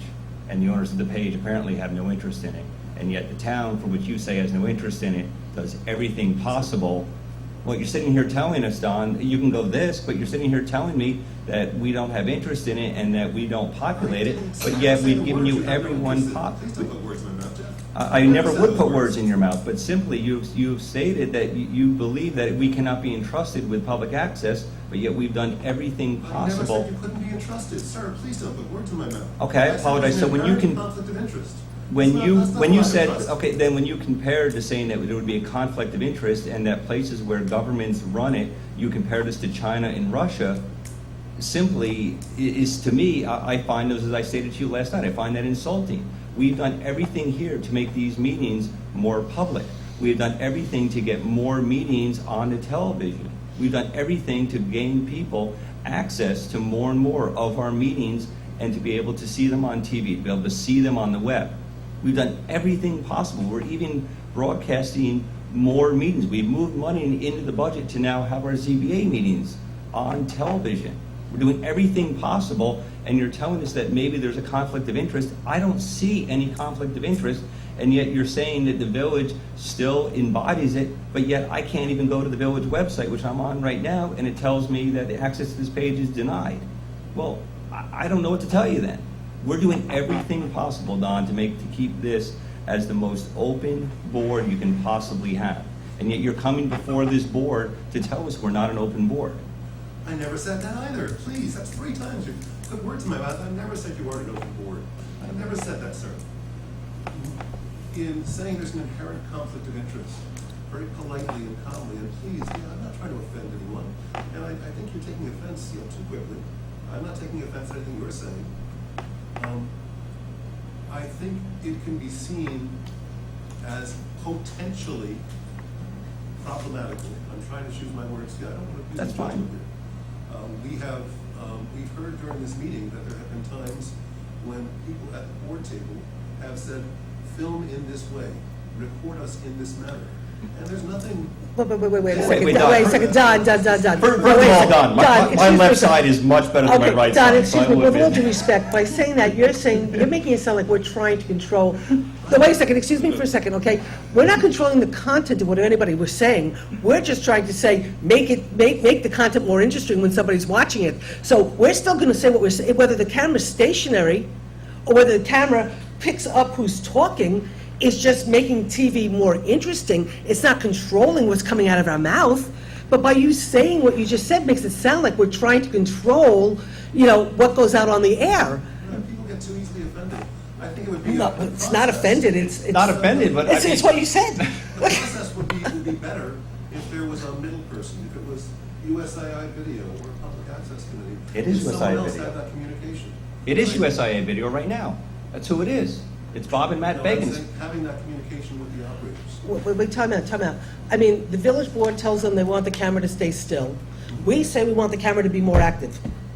Okay, but you're saying we have no right to say make an active camera. The village board has no right to say have a stationary camera, and Bob Fagan should decide how, which maybe it should be, because then we'll decide who does the best TV and we'll decide who to hire. I'm sorry that you heard it that way, or I said it wrong. I apologize if I said it wrong.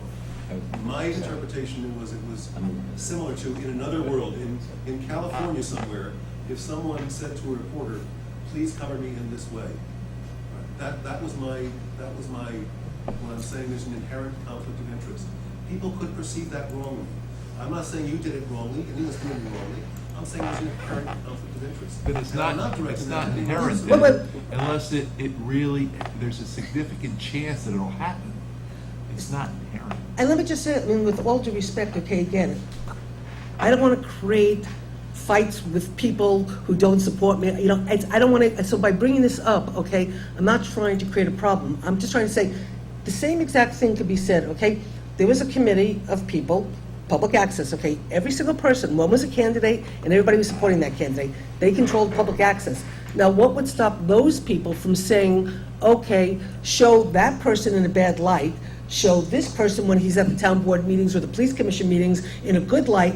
What stops the inherent conflict of interest of that volunteer committee as opposed to the conflict of interest of us who are basically beholden to the public and actually are upheld to a higher standard and actually can get, basically get Charged with an ethics violation. get charged with an ethics violation or something. So, I mean, in a way, to sit there saying that there's an inherent conflict with interest with us when we're at a higher standard, but then there's a committee of appointed people who are given the power to control public access, that committee couldn't, in of itself, who's out of the public eye a lot more than us, have complete control to say, do this, do that, do this, don't put on this meeting, don't do that, show this. I mean, I can tell you from having been in elected office for a long time, that when it was a really remarkable thing in terms of learning, watching media, okay? When I first started as supervisor and I was taking on Walmart and I was taking on the RRA and stuff, the way the paper portrayed me, the pictures that they took and whatever, it was like, oh God, I look pretty damn good, okay? Then when all of a sudden there was controversy with the police, all of a sudden you'd start to see the pictures in the paper where the pictures of me were just horrific, okay? They chose to show me in a different light because of the way they chose to follow that story.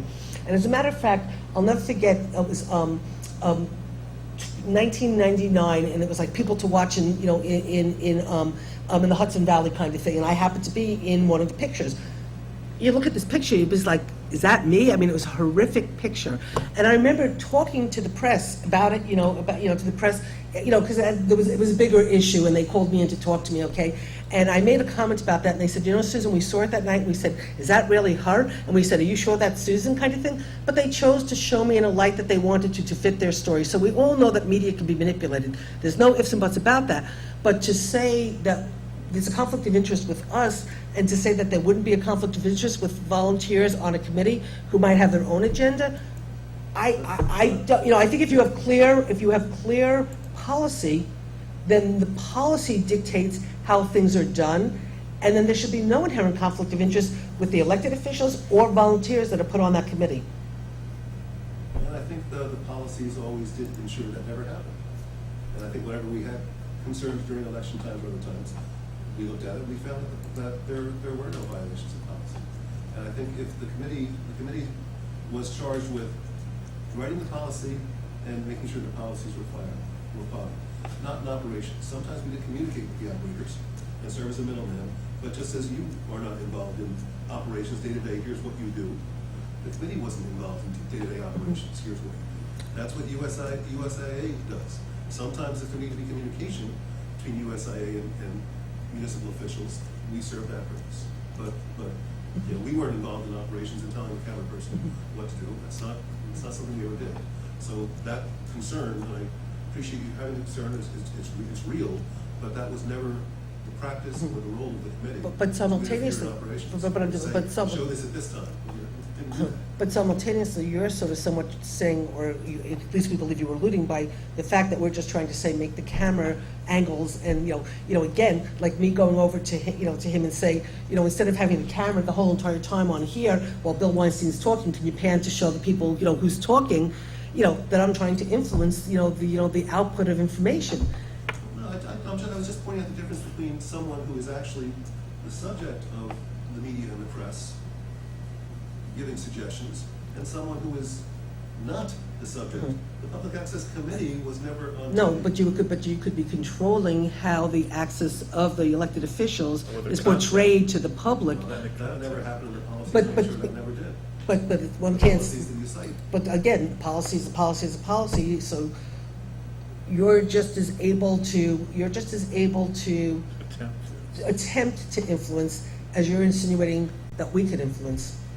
I wasn't, you're taking offense, and I'm really sorry about that. And I wasn't directing anything personally, and I think I stated that up front, and If I messed up after doing Okay. it, I apologize. So anyway, why don't we just Everything's go from this point forward and say what I would like to do, if you're willing and stuff, is for us to figure out, from your perspective, being the one who's been the most involved and has not walked away from public access, you have a vision, an idea of what you think, and where you think we should still be going, and where you think there could be a value.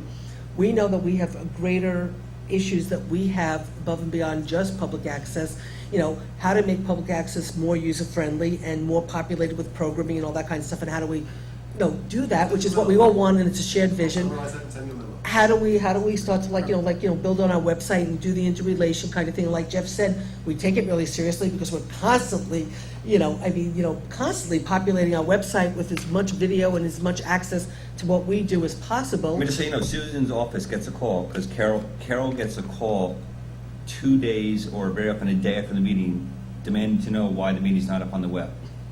I mean, that's how long it takes. So people do take it seriously, and Susan will tell you that. Talk to Carol, call her tomorrow morning.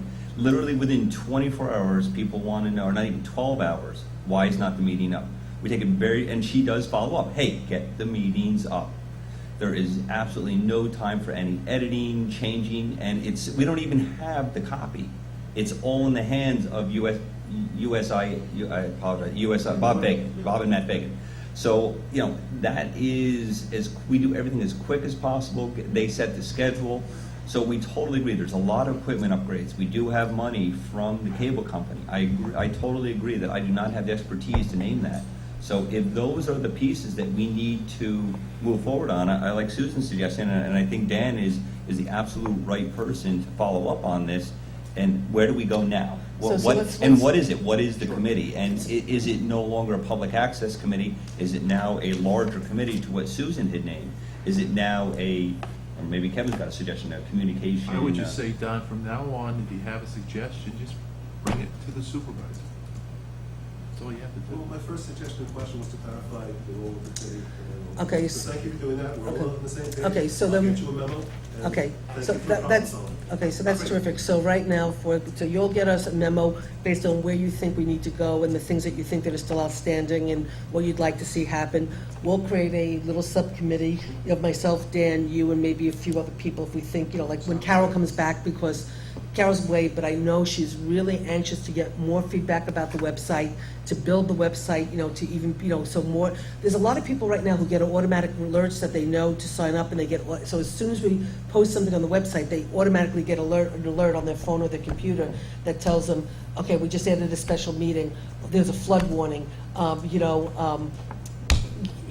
we just basically posted, we got a thing, Elliot Auerbach, the controller just released a thing on tax exempt properties in the town, tax exempt properties in the county. So we culled down the New Paltz only, tax exempt stuff instead of all the towns, put it on our front page, and basically then told people where to go on the website to see the whole entire report. Somebody would get the alert immediately. So we actually got people calling us. I forgot what was the issue was. There was some particular issue people were really interested. Oh, Moriello Pool. When Moriello Pool it wasn't open right away. Right. So people were calling. So what Carol did was Carol said, sign up for this alert, sign up for this alert, and you will get right to your phone, right to your computer. Moriello Pool is not open today. Moriello Pool is going to be open tomorrow, so they didn't have to call here. We got so many emails from people thanking us for telling them about the alert type of stuff. So we're constantly trying to tell people, we have a new website. It's really user-friendly, sign up. So we're trying to build it as much as possible. So Carol's away. When Carol gets back, we'll schedule a meeting with yourself, Carol, me, you. We'll figure out if there's any other people that we think would be really, Bob Fagan, who else should come. We'll figure out where to go from here, and we'll create something that really, builds up on everything that's been done. And we'll go from Your there. time, your attention for moving Okay, forward. thanks. Thank you. Okay. So what do we have left is minutes and warrants and budget transfers. And I'm gonna have to look at the minutes real quick before we accept them, because there's only so much time in a day, Rosanna. And every time I print them to look at them, somebody walks in. So we have a bunch of budget modifications. Okay, so we did Chris's, we did your highway one. Then we have one from bookkeeping to account for the parkland funds. So we did authorize we authorized $2,341.20 for engineering expenses for the new soccer fields, but we never actually authorized it coming out of Parkland. So we were asked to so I'll make a motion to increase 9802089.0, which is other culture and recreation income, for $2,341.20, and increase A5221440.4 into engineer contractual 2341.2. Second? All in Or favor? Is that the motion? I made the motion. Oh, a second. All in favor? Aye. Okay, Aye. motion so carried. Then we have a thing from Chris asking us for budget modification of the following to help cover the extra costs that we will be incurring to our monthly contract for environmental consultants. This is due to an unexpected termination of an employee who was paid out of and handled some of the work that environmental consultants will now be doing. So we authorized increasing the environmental consultants' contract to account for them taking on more work when we lost the employee who had the licensing for the sewer. But what we never did was actually allocate the money to the water and sewer lines. And so what we're doing is taking the contract, the additional contractual money, and allocating it to the different lines, because the lines are now getting over encumbered because they're getting billed. So I could read every one individually, and there's 1, 2, 3, 4, 5, 6, 7 lines, or we could have a motion to move. As per Chris Marks's memo dated June 24th, So moved. 2014. So moved. Okay, do I have a second? Second. All in favor? Aye. Motion so carried. Okay, Roseanne, I'll give you all this when we get done.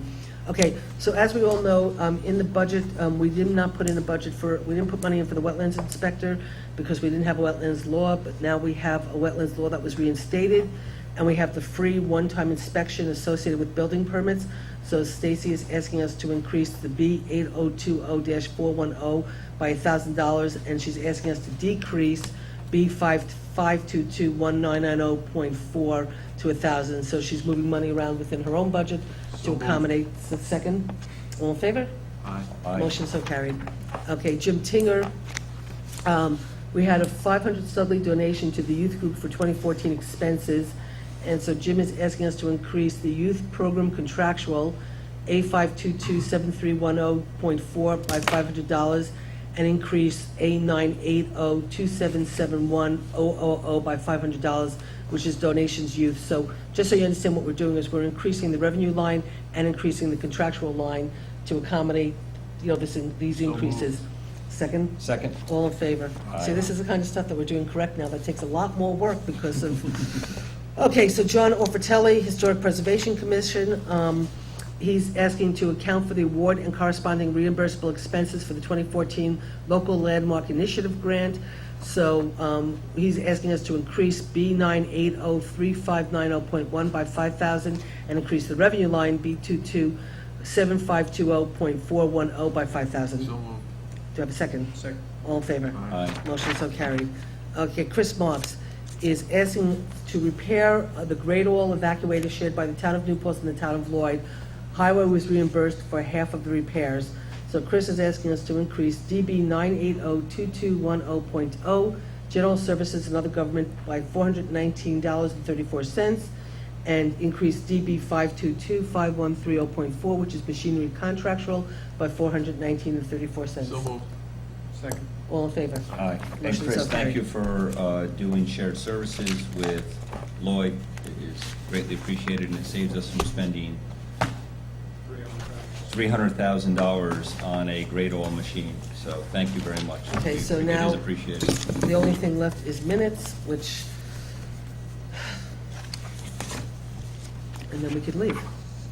So, Or we could just okay, so the 5/6/14 meeting, which is a joint meeting of the town and the village with Jeff ran because I was on vacation, so I will abstain. So if you guys, I thought it was just the town. Councilman Torres moved to open the joint meeting. Two meetings. Councilwoman Glucci seconded, 3 ayes, 2 absent. You were actually absent too, that's right. Yes. Kevin. So You it can still was- vote on it, though, because if you both abstain from it, Dan and I cannot approve it. So we Okay, need so at then, least okay, 30. so then we can, so let's I just make a see. motion to approve the Oh, this was minutes. a Terry Hannigan one? That was a long time ago. Yeah. Well, it feels like it was a long time ago. That was when Terry Hannigan did the presentation to the for the New Paltz Fire Department to the joint boards. Oh, that's right. No, this isn't a one. We never approved those, the May ones? Well, the joint minutes are being done differently now, where each board does them separately. They don't, you guys don't have to do them at joint meetings anymore. And it took me forever to get that. That's from May. Yeah, I know, which is why, Forever. Okay, so I make a motion, we accept the minutes of the joint meeting from May 6th of 2014. why don't you second it, Dan, because you were there? Okay. Aye. All in favor? Aye. Why don't you have to vote aye? or we I'll can't vote on it. Thank you Aye. very much. I appreciate it. I'll stay. Okay. Yeah, it's a courtesy thing. Okay, yeah. then Thank you. there was a draft joint meeting for 6:25, of which, Kevin, you were absent, and Jeff, you were absent. So Jeff, you're going to have to vote this time with myself and Dan. I'll make Okay, so this was Trustee Rose requested a report on the fire district be added to the agenda. Okay, Torres requested a discussion of the idea of having an August joint meeting at historic Huguenot Street. Supervisor joint agenda, blah, blah, blah. We discussed the RFP for the new master plan consultant. Mayor West requested that the village planner be empowered to fill in the language that is missing in the RFP. Trustee Roscoe and Rhodes stated they too would like Brenda White, Director of Planning Code Enforcement, to fill in the blanks. Trustee Rhodes noted she would like the first page to note the 2010 census, not the 2000. Trustee Rhodes stated the village and town of New Paltz should apply for empowerment grant because this would be a shared project, which I don't think we've actually looked into. Trustee Rocco stated the last village planning board and to the village planning recommendation take on primary responsibility for master plan. Second. I don't think I agreed with that, so let me just look if, Kevin say all in favor. All in favor? okay. Didn't they say that they thought that the planning boards, the two planning boards had too much work? Didn't everybody say the planning board had too much work? What, we should ask them before, Oh, before we asked them to take on. right, exactly, stuff. didn't we? Trustee Rocco stated that the last meeting of the Village New Paltz Planning Board, the Village Planning Board recommended they should take on primary responsibility for the master plan and the Village Planning Board would do this in collaboration with the town. Rhodes inquired as if to the Village Board, request from the Village Planning Board, a proposal explaining what the Planning Board is offering to do, and then the Village Board considered the proposal. Mayor West suggested the proposal be a joint memo. Okay, do you want to approve these? Did you read If them? I recall, I think it was brought up as a discussion piece opposed to a. that's what we Did you agreed read on, these yeah. and? There was no action Read these piece on and that, do you yes. think they're pretty accurate? I feel, Okay, so would you like to move them? I think we did. We're ready to Yeah. vote. Okay. We're waiting Okay, for a all in vote. favor? Question. Aye. Aye. Aye. Do you want to abstain or you want to abstain? Motion so carried. Okay. July 24th, I was absent at that one, so was Kevin. And so, I make a motion that we accept the minutes of July 24th. Second. wasn't Kevin, you were there? All in favor? I was there. You were You were there. All in favor? Did Kevin come in late? Oh, Kevin arrived at 7:36. You Okay. can only vote for half of it. So moved. I think we already did that. No, we already did that. Second. No, we already did that. We did All in that. favor? Aye. Okay, All in I'm favor? going to abstain Aye. from that one. Susan will Okay. abstain. Okay, and then the I got August, one or three late. August 8th, it's not that late, August 8th. Okay, Jean was absent at that one, what? August 4th. I have the August 8th. I don't have the August 4th in here. I don't have it in here. I have August 8th. August 4th was after your police commission meeting. Oh, is that, oh, that's in, oh, that's why it's here. That's the police commission one. Okay, so, Commissioner Barry, Logan, Supervisor, blah, blah, That blah, was Torres when and Gooch, you weren't there. You approved Chris Yeah, it going, was special. rebidding the skid steer. Oh, so that's I what, knew that's it was what, No, recently. that Yeah. was just, I don't know if you guys That's rescinded it. it. no, That but was that's why a- I couldn't This is find, the one. rebidding the skid steer. That's why I couldn't find it, because I wasn't looking at police commission minutes. Well, they're That's not- why we couldn't they're not- find it. They're not police commission minutes. Yeah, but it's on the police commission. Because Becky. I understand that, took but the that's why when I looked through we looked through, we couldn't find it, because, So what are we doing? okay, so, so we purchased the blah, blah, blah, motion made by Greg Marks to rebid it. Logan made a long explanation and blah, blah, blah. Okay, then we went into executive session to talk about litigation. We came out of executive session, we commenced the Article 78 So lawsuit. moved. So moved for those minutes. I will second this. We were there. All in favor? All Aye. the same. Motion so carried. Okay, August 8th. Okay, so Jean was not there, and this one was hiring a special counsel for the lawsuit for the IDA. It was short. Very short. So Make a motion to accept the minutes of August 8th, 2014. Second. All in favor? Aye. Motion so carried. Do I have a motion to adjourn the meeting? Wait, you still have it, Oh, we still have more? you still have last week. I didn't get those. I don't- You're asking why. Okay, fine. Well, do you want to give them Fine, to no, us, it's Rob? okay. Did you send those out? 'Cause I didn't- did, I sent them out. I We'll wait apologize. for a special we'll meeting wait to on approve that. that. Well, we're going to do September 4th, so we can approve Yeah. those in tonight on September Next week. 4th. Okay? Vote to adjourn. Oh, we have a September 4th Yeah. meeting. Yeah, Did I we hear have a a motion September to 4th, adjourn? yes. Yes, do I have a So I'll second? that motion. Second. All in favor? Actually, we'd like to invite everyone, though, to come September 4th. There is a very important meeting. It is the Millbrook Reserve. Yeah.